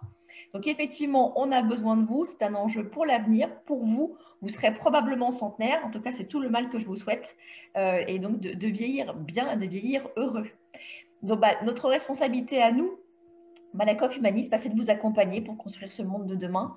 Et ce monde, il ne fonctionnera pas en excluant une partie majeure de la population. Comme tu disais, Jérôme, demain, ce sera une personne sur 3. On ne peut pas fonctionner dans ce monde si on exclut une personne sur 3. Donc, il y a énormément d'enjeux là-dessus. On sait très, très bien que la solidarité familiale est en baisse et c'est normal. Tout le monde, les cellules familiales s'éclatent aujourd'hui. Plus loin que le territoire français, on est maintenant sur le territoire mondial. Donc, les personnes sont de plus en plus seules et malgré le numérique, malgré tout ce qu'on a pu voir un peu auparavant, l'isolement, il est toujours là. On a beau avoir une caméra, on a beau avoir Skype, on est quand même seul si on ne parle pas à un être humain en direct au moins une fois par jour. Donc, c'est ça aujourd'hui l'enjeu. L'enjeu également, ça va être de répondre aux enjeux de maintien à domicile. Les EHPAD aujourd'hui ne sont plus à la mode, ou alors il va falloir les réinventer. Rester à la maison, c'est un vrai enjeu. Et c'est pour ça que nous, on cherchait des solutions concrètes, vraiment, pour répondre à ces enjeux de mobilité et de bien-être aussi pour ces personnes qui sont dans une situation de perte d'autonomie. Et c'est pour ça, vous l'aurez compris, qu'on a souhaité effectivement valoriser PomTop des sièges seniors. Et on les invite naturellement à prendre rapidement contact avec nous parce que ces solutions, elles sont particulièrement innovantes et elles sont très concrètes. C'est ce que nous cherchions. Bouger, se verticaliser, c'est retrouver une vie normale, une dignité. C'est éviter les situations d'isolement et d'exclusion, de privation d'accès aux soins. C'est extrêmement structurant aussi pour nous. Mais c'est aussi guérir, mais c'est surtout prévenir. Et c'est ça qui nous a plu, voilà, puisque nous cherchons aussi à lutter contre l'aggravation du vieillissement et ces solutions le permettent. Donc voilà, je voulais vraiment féliciter tous les candidats à ce trophée et on a un troisième qui est en train d'être primé aussi en aura. Et encore une fois, je voulais féliciter et remercier toutes les équipes d'Enactus parce que sans vous, on ne se serait pas rencontrés. Merci beaucoup. Merci Marie et merci pour le soutien à ces 2 projets en Ile-de-France. Le message est passé pour qu'ils puissent prendre contact avec vous et on va s'en occuper très vite. Je te dis à très bientôt et je vous propose de passer maintenant à une thématique qui concerne également un public qui est trop souvent isolé et en difficulté, les publics en situation de handicap. L'AFP rapporte que le taux de chômage d'une personne en situation de handicap est 50% plus élevé que n'importe qui. C'est énorme. Et à ce sens-là, le Fonds Saint-Christophe s'engage aux côtés d'Enactus pour remettre cette année un prix à une équipe qui s'attaque à cette problématique et que nous allons découvrir tout de suite.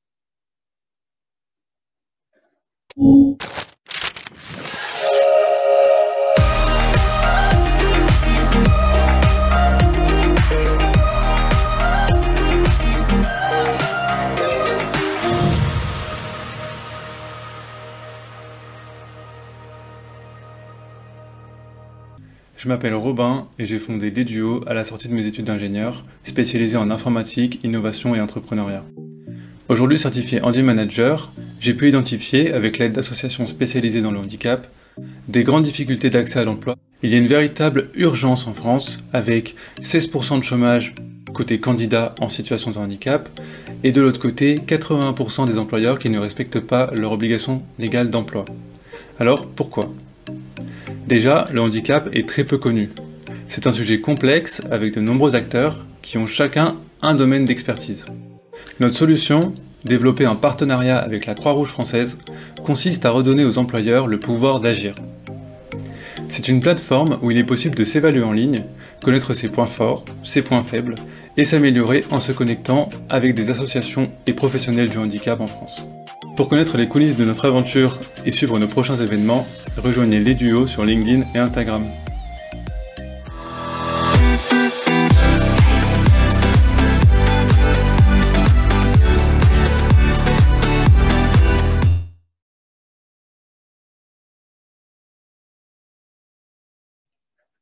Petit souci technique. Bravo les duos, bravo pour votre très beau projet. Et je suis rejoint par Valérie Verschoser du Fonds Saint-Christophe. Bonjour Valérie. Valérie, je crois que ton micro est coupé. Ouais. Alors, voilà. On t'entend, ça fonctionne. Merci. Super. Donc, je disais bonsoir à tout le monde et ravi d'être parmi vous pour la 3e année. Oui, pour la 3e année. De partenariat.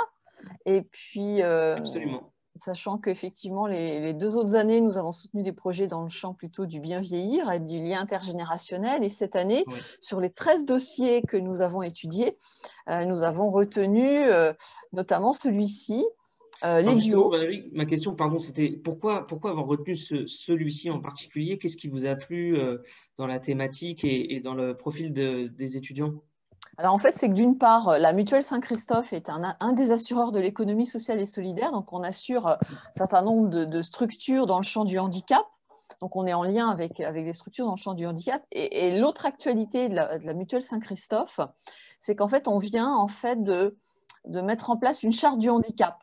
Parce que justement, on a à cœur de mieux accueillir, intégrer, former, accompagner tous nos collaborateurs qui sont atteints d'un handicap et contribuer à une meilleure qualité de vie au travail.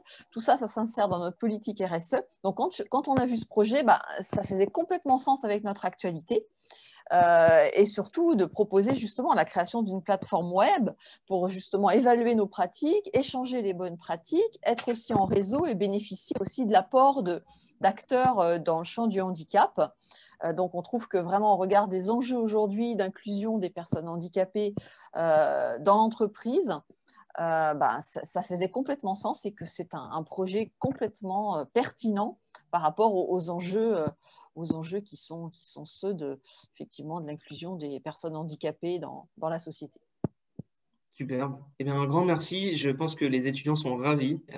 J'espère, et donc ravis aussi de les rencontrer prochainement, même si c'est à distance pour l'instant. Absolument, ouais. Et on va tout faire pour que vous vous rencontriez très prochainement. En tous les cas, un grand bravo. Ouais, merci. Et un grand bravo également à vous de votre côté. Merci de les soutenir. Je te dis à très bientôt. Oui, merci Jérôme, merci. Merci Valérie. Je vous propose maintenant de quitter cette interlude de découverte de projet et de revenir auprès de Fanny et de nos 3 intervenants pour la session de questions-réponses. Alors Fanny et ces 3 intervenants vont bientôt me rejoindre sur scène. Ils sont en train d'arriver. Voilà, Fanny est là. Fanny, c'est à toi. Oui, merci beaucoup Jérôme. Alors, c'est le moment maintenant tant attendu d'agiter la twittosphère, ou plutôt, je dirais, la zoomosphère. puisqu'on est quand même sur Zoom, ce soir. Et donc, il y a une partie de notre équipe, Ajar, Romane, Benoît, qui ont pris toutes vos questions durant la soirée. Et c'est le moment de les révéler. C'est parti. Et pour cela, était bien. Alors, c'est pour cela que nous accueillons la voix. Bonjour la voix. Est-ce que tu... Alors, la voix, je pense que ton micro est fermé et donc, comme tu es la voix, c'est bien que tu puisses avoir ton micro ouvert. Pour qu'on puisse... En effet. Bonsoir Fanny. Merci la voix d'être avec nous. Alors, c'est toi ce soir, la voix, qui va poser des questions à nos intervenants. Des questions qui ont été donc récupérées du chat depuis le début de la soirée. La voix, à qui s'adresse la première question et quelle est cette question? La première question s'adresse à Anne-Claire. Auriez-vous quelques exemples de nouvelles connaissances et compétences sur lesquelles vous avez dû particulièrement travailler pour les intégrer dans les cursus? Oui, alors je suis désolée, je crois que j'ai fait des bêtises. J'ai commencé à répondre dans le chat tout à l'heure, mais je n'avais pas répondu à celle-là en particulier. Très clairement, il y a une première dimension qui est la dimension climat, compréhension de quelles sont les causes du réchauffement climatique, quelles sont les conséquences du réchauffement climatique, avec une cible spécifique entreprise, parce qu'on est une école de management, et du coup, une formation et des compétences à développer sur quels sont les leviers quand on est dans une entreprise pour traiter de ces problématiques-là, à la fois sur les enjeux simplement d'opération, mais de manière plus importante sur les business models, c'est-à-dire comment est-ce que mon activité en tant qu'entreprise, compte tenu de l'industrie dans laquelle j'opère, est impactée ou non par le changement climatique. Comment est-ce que moi, compte tenu de mon activité, j'impacte ce changement climatique et du coup, quelles sont les mesures à prendre pour ce faire.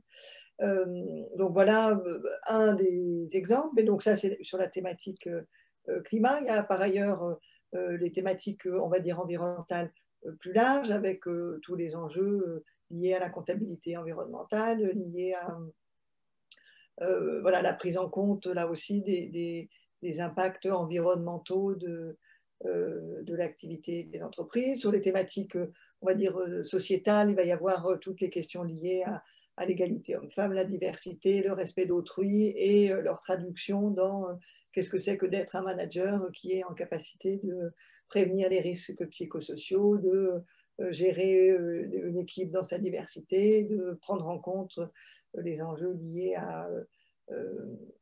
on va dire, aux violences sexistes, aux discriminations sous toutes ses formes. Donc, on a comme ça un certain nombre de thématiques qui sont abordées, du coup, dans le cadre de cours spécifiques qui sont développés soit en tant que tels, soit inscrits dans des cours existants. Merci beaucoup. Merci beaucoup, Anne-Claire. À la voix, est-ce que tu as une deuxième question pour Tout un à autre fait. J'ai une question pour Florent. Comment avez-vous développé vos compétences soft skills, notamment dans la posture d'entrepreneur? Les compétences, je les ai développées majoritairement par le projet, je dirais. Quand j'étais chez Enactus, ça s'est passé en tant que team leader de l'association, ce qui m'a permis de développer tout un tas de compétences comme la manière de s'exprimer en public, l'écoute active. Ça va être, je sais pas, ça va être l'empathie également. C'est important d'être empathique et de se mettre à la place d'autrui, au-delà de simplement l'écoute active. Après, ça a été par le projet aussi. Donc pour moi, les soft skills, ce que je juge être le plus important aujourd'hui au XXIe siècle, c'est apprendre à apprendre continuellement. Même si on ne comprend rien à un sujet, c'est pouvoir le découvrir et l'apprendre très rapidement, de se saisir du sujet. Puis moi, j'ai ma petite formule en fait, c'est que je vais travailler d'abord sur la recherche documentaire, je vais essayer de comprendre le sujet sur lequel je travaille, je vais rencontrer les personnes qui sont spécialistes du sujet, ce qui me permet de gagner énormément de temps et qui vont me recommander des ouvrages et recommander d'autres personnes et de mettre ça sur papier pour ne pas l'oublier par la suite, donc apprendre à apprendre. Et pour moi, c'est vraiment par le projet, par le fait d'être dans l'action qu'on développera ces soft skills. Et ça passe simplement en lisant des articles RH qui peuvent être par ailleurs très intéressants. Mais c'est vraiment par le projet. Voilà. Merci Florent. Ma troisième question est pour Géraldine. Est-ce qu'il a été difficile de convaincre largement en interne de l'intérêt de penser l'investissement en formation au-delà de l'emploi actuel de la personne et quels sont les défis en pratique? Alors, ce qu'il est difficile de convaincre, je pense que déjà, si on est convaincu, on a déjà fait plus de la moitié du chemin. Donc, pas spécialement, en fait, parce que c'est une réalité, comme je le disais. Alors, on a la chance chez KPMG d'avoir beaucoup de personnes qui sont là depuis très longtemps au sein du cabinet. Mais penser la formation, de toute façon, on est sur des cycles. On donne, comme je le disais, on permet de développer, puis c'est des personnes ensuite qui vont transmettre, soit dans leur rôle de manager, soit vers l'externe, vers des actions et de l'engagement. Et surtout, dès lors qu'on donne, en fait, on rend plus heureux. On parlait de l'optimisme. Mais en fait, dès lors qu'on nourrit son collaborateur, que ce soit par du savoir ou autre chose, en fait, il est plus engagé, il est plus serein, et forcément, il est plus ambassadeur aussi. Donc, oui, enfin, moi, on m'a appris, et c'est le monde professionnel aussi qui me l'a appris, en disant, on peut avoir une lunette, je sais de quoi je parle, très court terme, mais c'est one shot. Donc, ça va marcher, mais ça va marcher une fois. Ou alors, on est sur du long terme, ça va demander potentiellement plus d'efforts, on n'aura pas un retour sur investissement tout de suite, mais par contre, les fruits in fine seront beaucoup plus importants. Donc, dès lors qu'on fait ça, on est forcément convaincu. Et puis, on a la chance d'être, alors en plus chez KPMG, nous, notre actif, c'est de l'humain. Donc, si on n'investit pas sur notre humain, je ne sais pas où est-ce qu'on va aller. On va être forcément dans une démarche très court-termiste, ce qui n'est absolument pas notre objectif. Donc, convaincre, ça n'a pas été plus compliqué que ça. Et après, c'est d'agir au quotidien, à la rigueur, qui est parfois plus compliqué, et de mettre en pratique. On parlait à un moment d'exemplarité, de rôle modèle. C'est ça, en fait, qui est important. Ce n'est pas tellement d'aller présenter devant le COMEX des slides et de dire voilà ce qu'on va faire, ça va être super. C'est de le faire et de l'incarner au quotidien. Et donc, c'est l'éveil, en fait, de tous les managers, leur montrer, en fait, que c'est important, qu'un jour, ils ont reçu, que c'est important, qu'un jour, eux, ils donnent. Et puis, moi, on a parlé beaucoup du contexte. Moi, alors, je suis plutôt quelqu'un d'optimiste, en fait, à la base. Je vois plutôt beaucoup d'opportunités dans le monde et dans les choses qui nous arrivent. Moi, j'ai la chance d'avoir toujours évolué positivement dans des métiers différents. Et je trouve qu'à chaque fois, on apprend énormément. Ce qu'on est en train de vivre aujourd'hui, c'est très dur, mais en même temps, c'est plein d'opportunités. Et donc, c'est pareil. Est-ce qu'on voit court terme? Est-ce qu'on agit maintenant pour gérer les 2 mois à venir? Ou est-ce qu'on pense long terme? Et est-ce qu'on est en train de se dire, comme vous l'avez très bien dit au démarrage, qu'on est en train de construire le monde de demain et d'après-demain? Merci Géraldine. Voilà. Merci Géraldine. La voix, je pense qu'on peut encore prendre 2 questions. Merci Fanny. J'ai une question pour Anne-Claire. Comment permettre un apprentissage de la transition sociale, démocratique et environnementale qui n'est pas que cérébrale et qui engage les étudiants à l'action et pas simplement à la réflexion?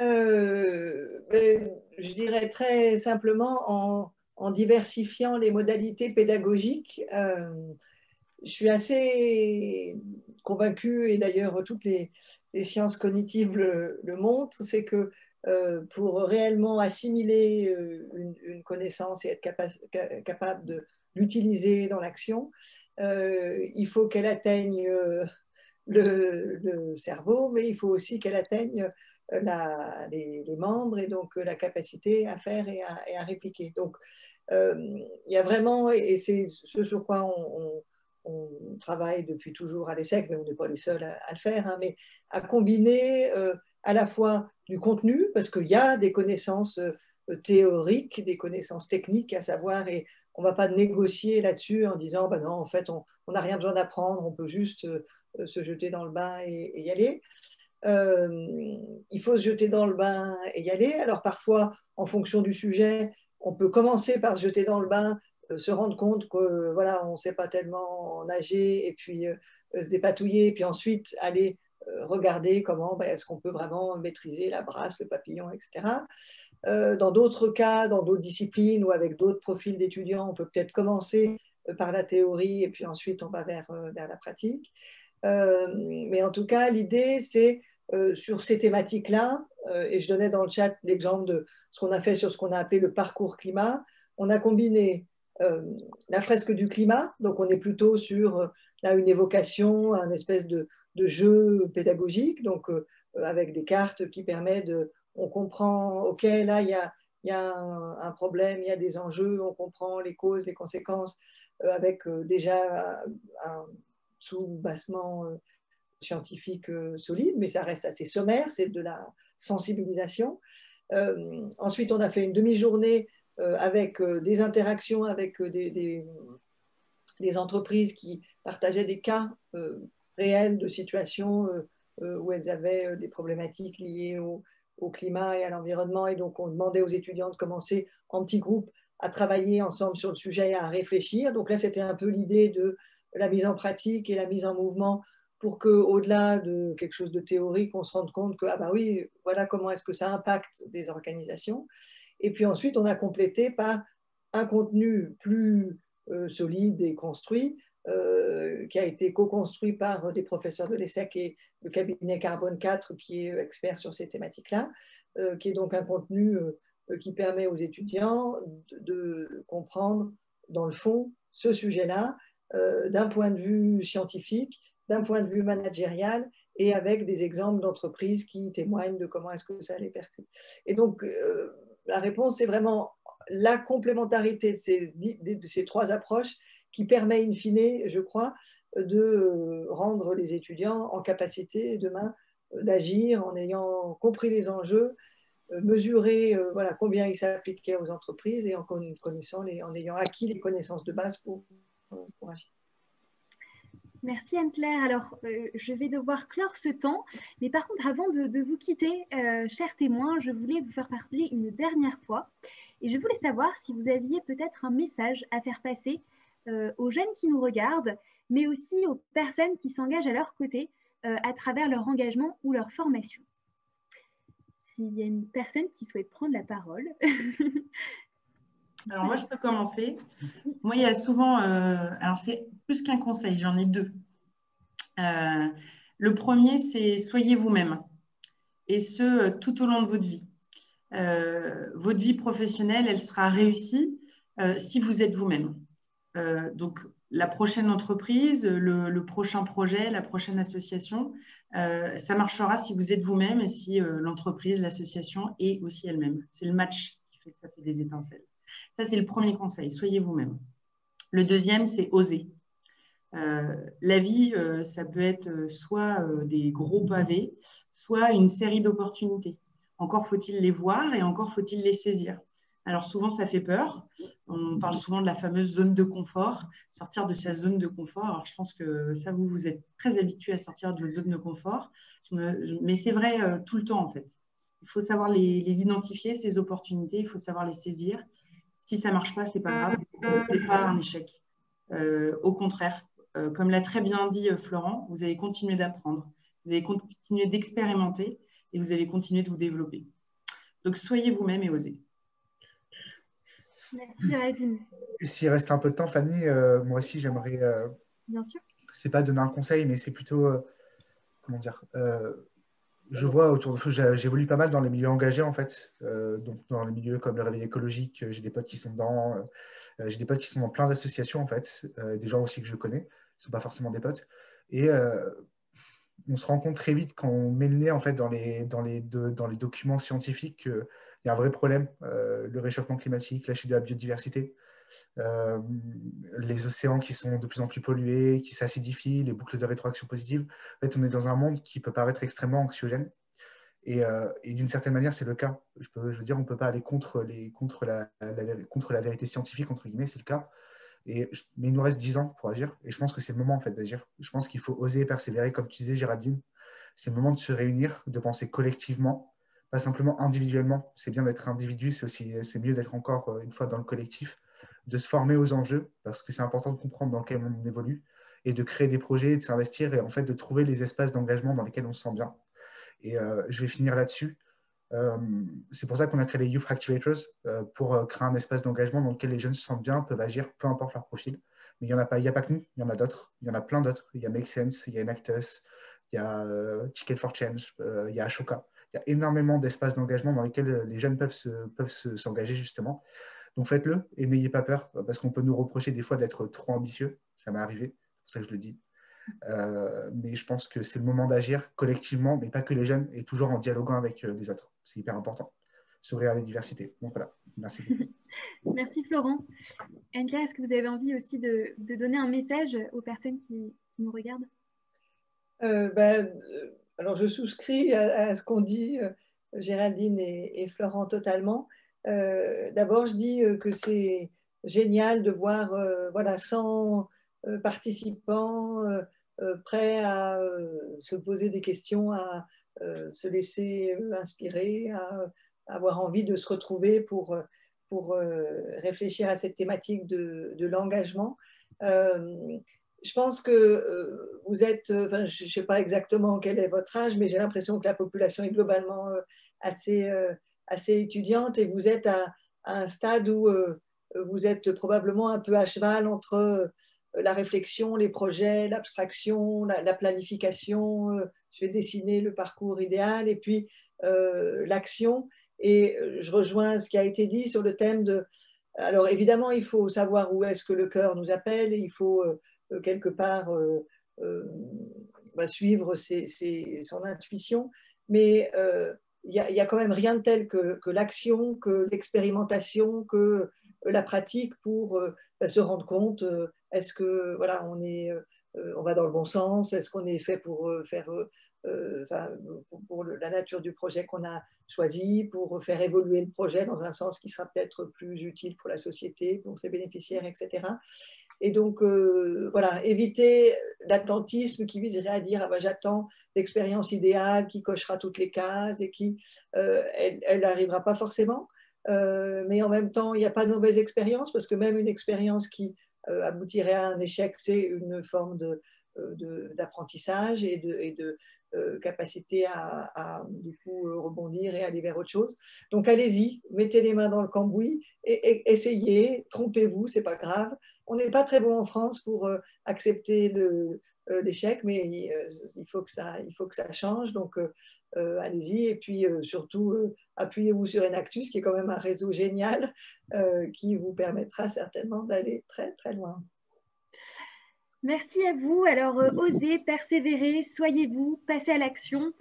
Allez-y, en gros, c'est parti. Merci beaucoup La Voix aussi d'avoir été parmi nous pour poser les questions aux intervenants. Merci encore une fois à nos 3 témoins. Je pense que vous Merci Fanny. Dans le chat, c'était vraiment un plaisir de vous avoir parmi nous ce soir. Et donc, je vous dis à très bientôt certainement. C'est tout pour le moment. Merci La Voix. Alors Jérôme, je pense qu'on va te retrouver parmi nous sur le plateau. Alors La Voix est encore là, elle est partie. Donc Jérôme arrive, il est dans, je ne sais pas, dans le web, dans la webosphère. Il est parmi nous. Coucou Jérôme. Désolé, le voyage était un petit peu long, mais merci Fanny, et merci vraiment pour ces échanges avec à nos 3 intervenants. C'était encore une fois plein d'optimisme et puis très inspirant face aux défis qui nous attendent. Et ce soir, pour continuer à se donner un peu d'optimisme, je vous propose de découvrir un dernier projet, ou plutôt de le redécouvrir.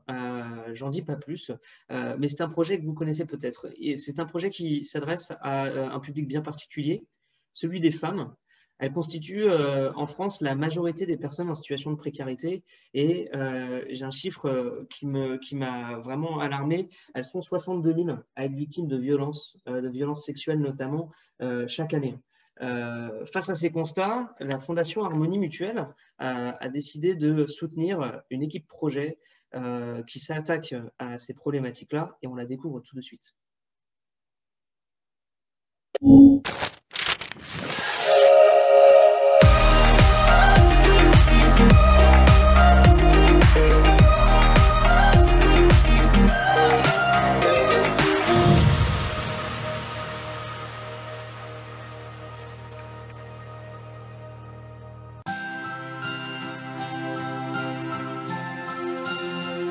Pour Kalina, nous sommes à la finalisation du prototype qui devrait être fonctionnel d'ici fin février. En ce qui concerne iCare, ils sont en cours de développement et leur plateforme sera finalisée d'ici avril. En parallèle, nous établissons le business plan. Actuellement, nous avons deux besoins. Premièrement, construire notre discours commercial B2B afin de décrocher des partenariats. Deuxièmement, nous aimerions lancer une campagne de crowdfunding et pour cela, nous avons besoin d'aide pour la planification et les besoins réels pour cette campagne. Merci beaucoup, on a hâte de vous retrouver au workshop de début février.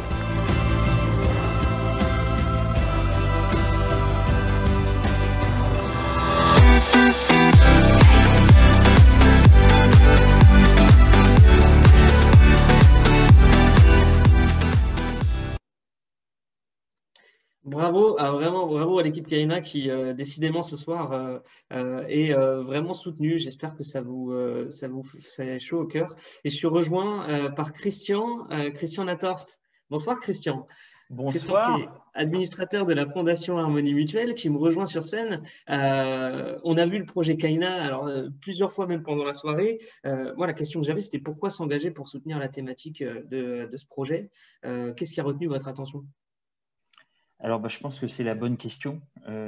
Déjà, vous l'avez soulevé, il y a un problème qui n'est pas normal. Enfin, voilà, les violences faites aux femmes. Et en plus, semble-t-il, il y a une progression de ces violences.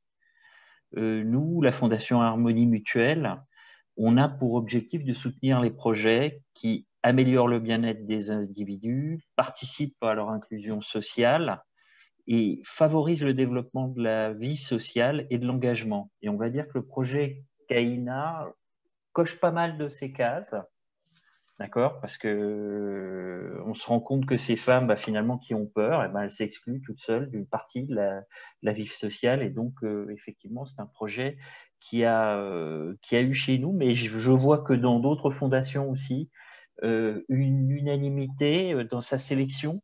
J'irai un peu au-delà, sans revenir sur ce qu'a dit et ce qu'ont dit Alexandra Darras et Jean-Philippe Clerc. Ce qui nous a séduit effectivement dans ce projet, c'est une maturité. On a l'impression que le projet, il est presque opérationnel. Et ça, c'est vraiment impressionnant.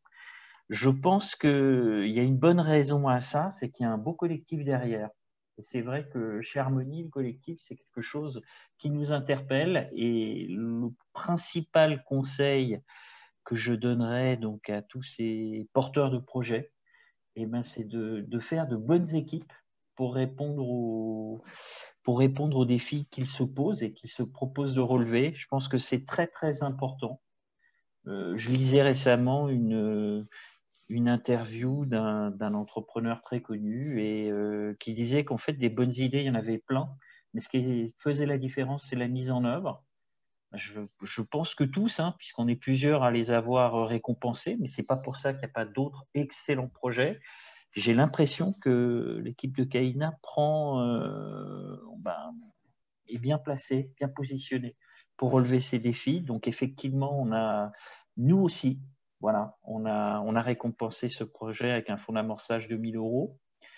À côté de ça, je voulais également féliciter un projet qui a été sur le fil aussi et qui nous a séduit, donc qui est Keep Smiling, d'accord. C'est des ateliers pédagogiques d'hygiène bucco-dentaire. C'est vrai que c'est un projet qui nous a bien accroché, qui est bien construit, qui touche une thématique, effectivement, la prévention dans la santé qui nous concerne, okay, donc qui nous intéresse, puisque nous, notre but en tant que mutuelle, on est de nombreuses mutuelles partenaires d'Enactus, c'est pas trop surprenant, puisqu'effectivement, vous faites la promotion de l'économie sociale et solidaire, donc c'est normal qu'on soit un peu tous sur le même bateau. Des administrateurs, mais également des employés qui sont tous bénévoles au sein de la Fondation, ont trouvé que c'était un projet qui répondait à un manque. Donc, je pense que celui-là, il faut poursuivre. Et puis, un autre projet, alors là, c'est plus personnel, c'est en dehors on va dire, des objectifs de la Fondation, mais moi, j'ai trouvé que Canon et Culotté était un bon projet aussi. Voilà, donc ce côté éco-responsable me plaisait bien. Je dois dire aussi que l'étude marketing avec les différentes catégories de réponses dans la catégorie c'est super, bof, etc., ça change un peu du satisfaisant, très satisfaisant, etc. Donc ça m'a bien accroché. Et enfin, oui, un dernier point. J'ai bien aimé, alors j'ai pas réussi à devenir son copain sur Facebook, mais bon, je suis pas super branché non plus, hein, je suis plutôt jeune. J'ai bien aimé la mascotte Octave dans l'idée, puis je pense que pour Kaina, ça peut être un très bon vecteur de buzz, comme ça, c'est un feeling. Voilà. Merci beaucoup Christian, merci pour ce partage aussi, pour le partage de ces autres projets. On se dit à très bientôt et justement sur ce que vient de dire Christian, vous pouvez découvrir tous les projets qui participent à Révéler sur notre plateforme enactus-révéler.fr et je vous invite à vous y rendre, à y aller, le lien va vous être partagé dans le chat et vous pouvez découvrir bien évidemment les projets mais également leur partager vos conseils, vos encouragements, vos suggestions, éventuellement même des opportunités pour leur permettre d'avancer et d'aller plus loin et c'est ça qui fait vraiment la différence. Alors, on arrive au moment où normalement, sur ce genre de soirée, on pourrait se retrouver autour de petits fours et d'un cocktail pour discuter ensemble, prolonger les échanges. Et c'est ce qu'on va faire, mais d'une manière un peu différente. Avant ça, je voulais adresser un grand merci, un grand bravo à plusieurs personnes. Un grand merci, un grand bravo déjà à vous les étudiants pour les projets que vous avez réalisés. On n'a pas vu tous vos projets ce soir, mais ils sont tous sur la plateforme. Et bravo pour ce que vous faites parce que vous nous montrez réellement que, encore plus dans la situation qu'on vit actuellement, face aux grands enjeux de demain, il est possible d'agir et de construire un futur plus souhaitable pour tous. Pour ça, vraiment félicitations et pour tout ce que vous faites, ne lâchez rien. Un grand bravo également aux enseignants, et on l'a vu à travers les témoignages de certains intervenants ce soir. Un grand bravo à eux et à vous pour tout le soutien que vous apportez à ces jeunes. C'est grâce à vous et derrière les établissements, les organisations, ce sont vous, des hommes et des femmes, qui agissez pour favoriser un passage à l'action positif et de développer les compétences de la jeunesse d'aujourd'hui. Et donc pour cela, on voulait vous remercier.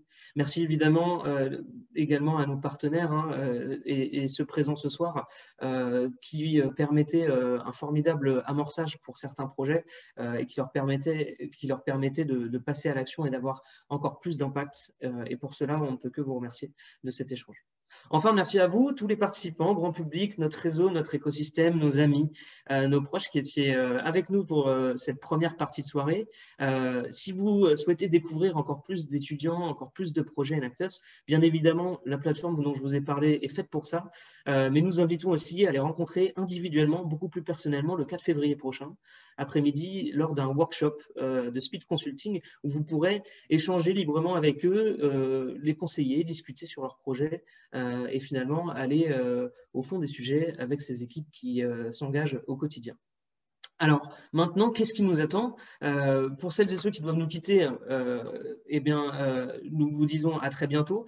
Pour les autres, on vous propose de se retrouver à 19h50 dans quelques minutes. Mais avant ça, allez chercher peut-être de quoi vous restaurer un petit peu, éventuellement un jus de fruits, une petite bière ou autre.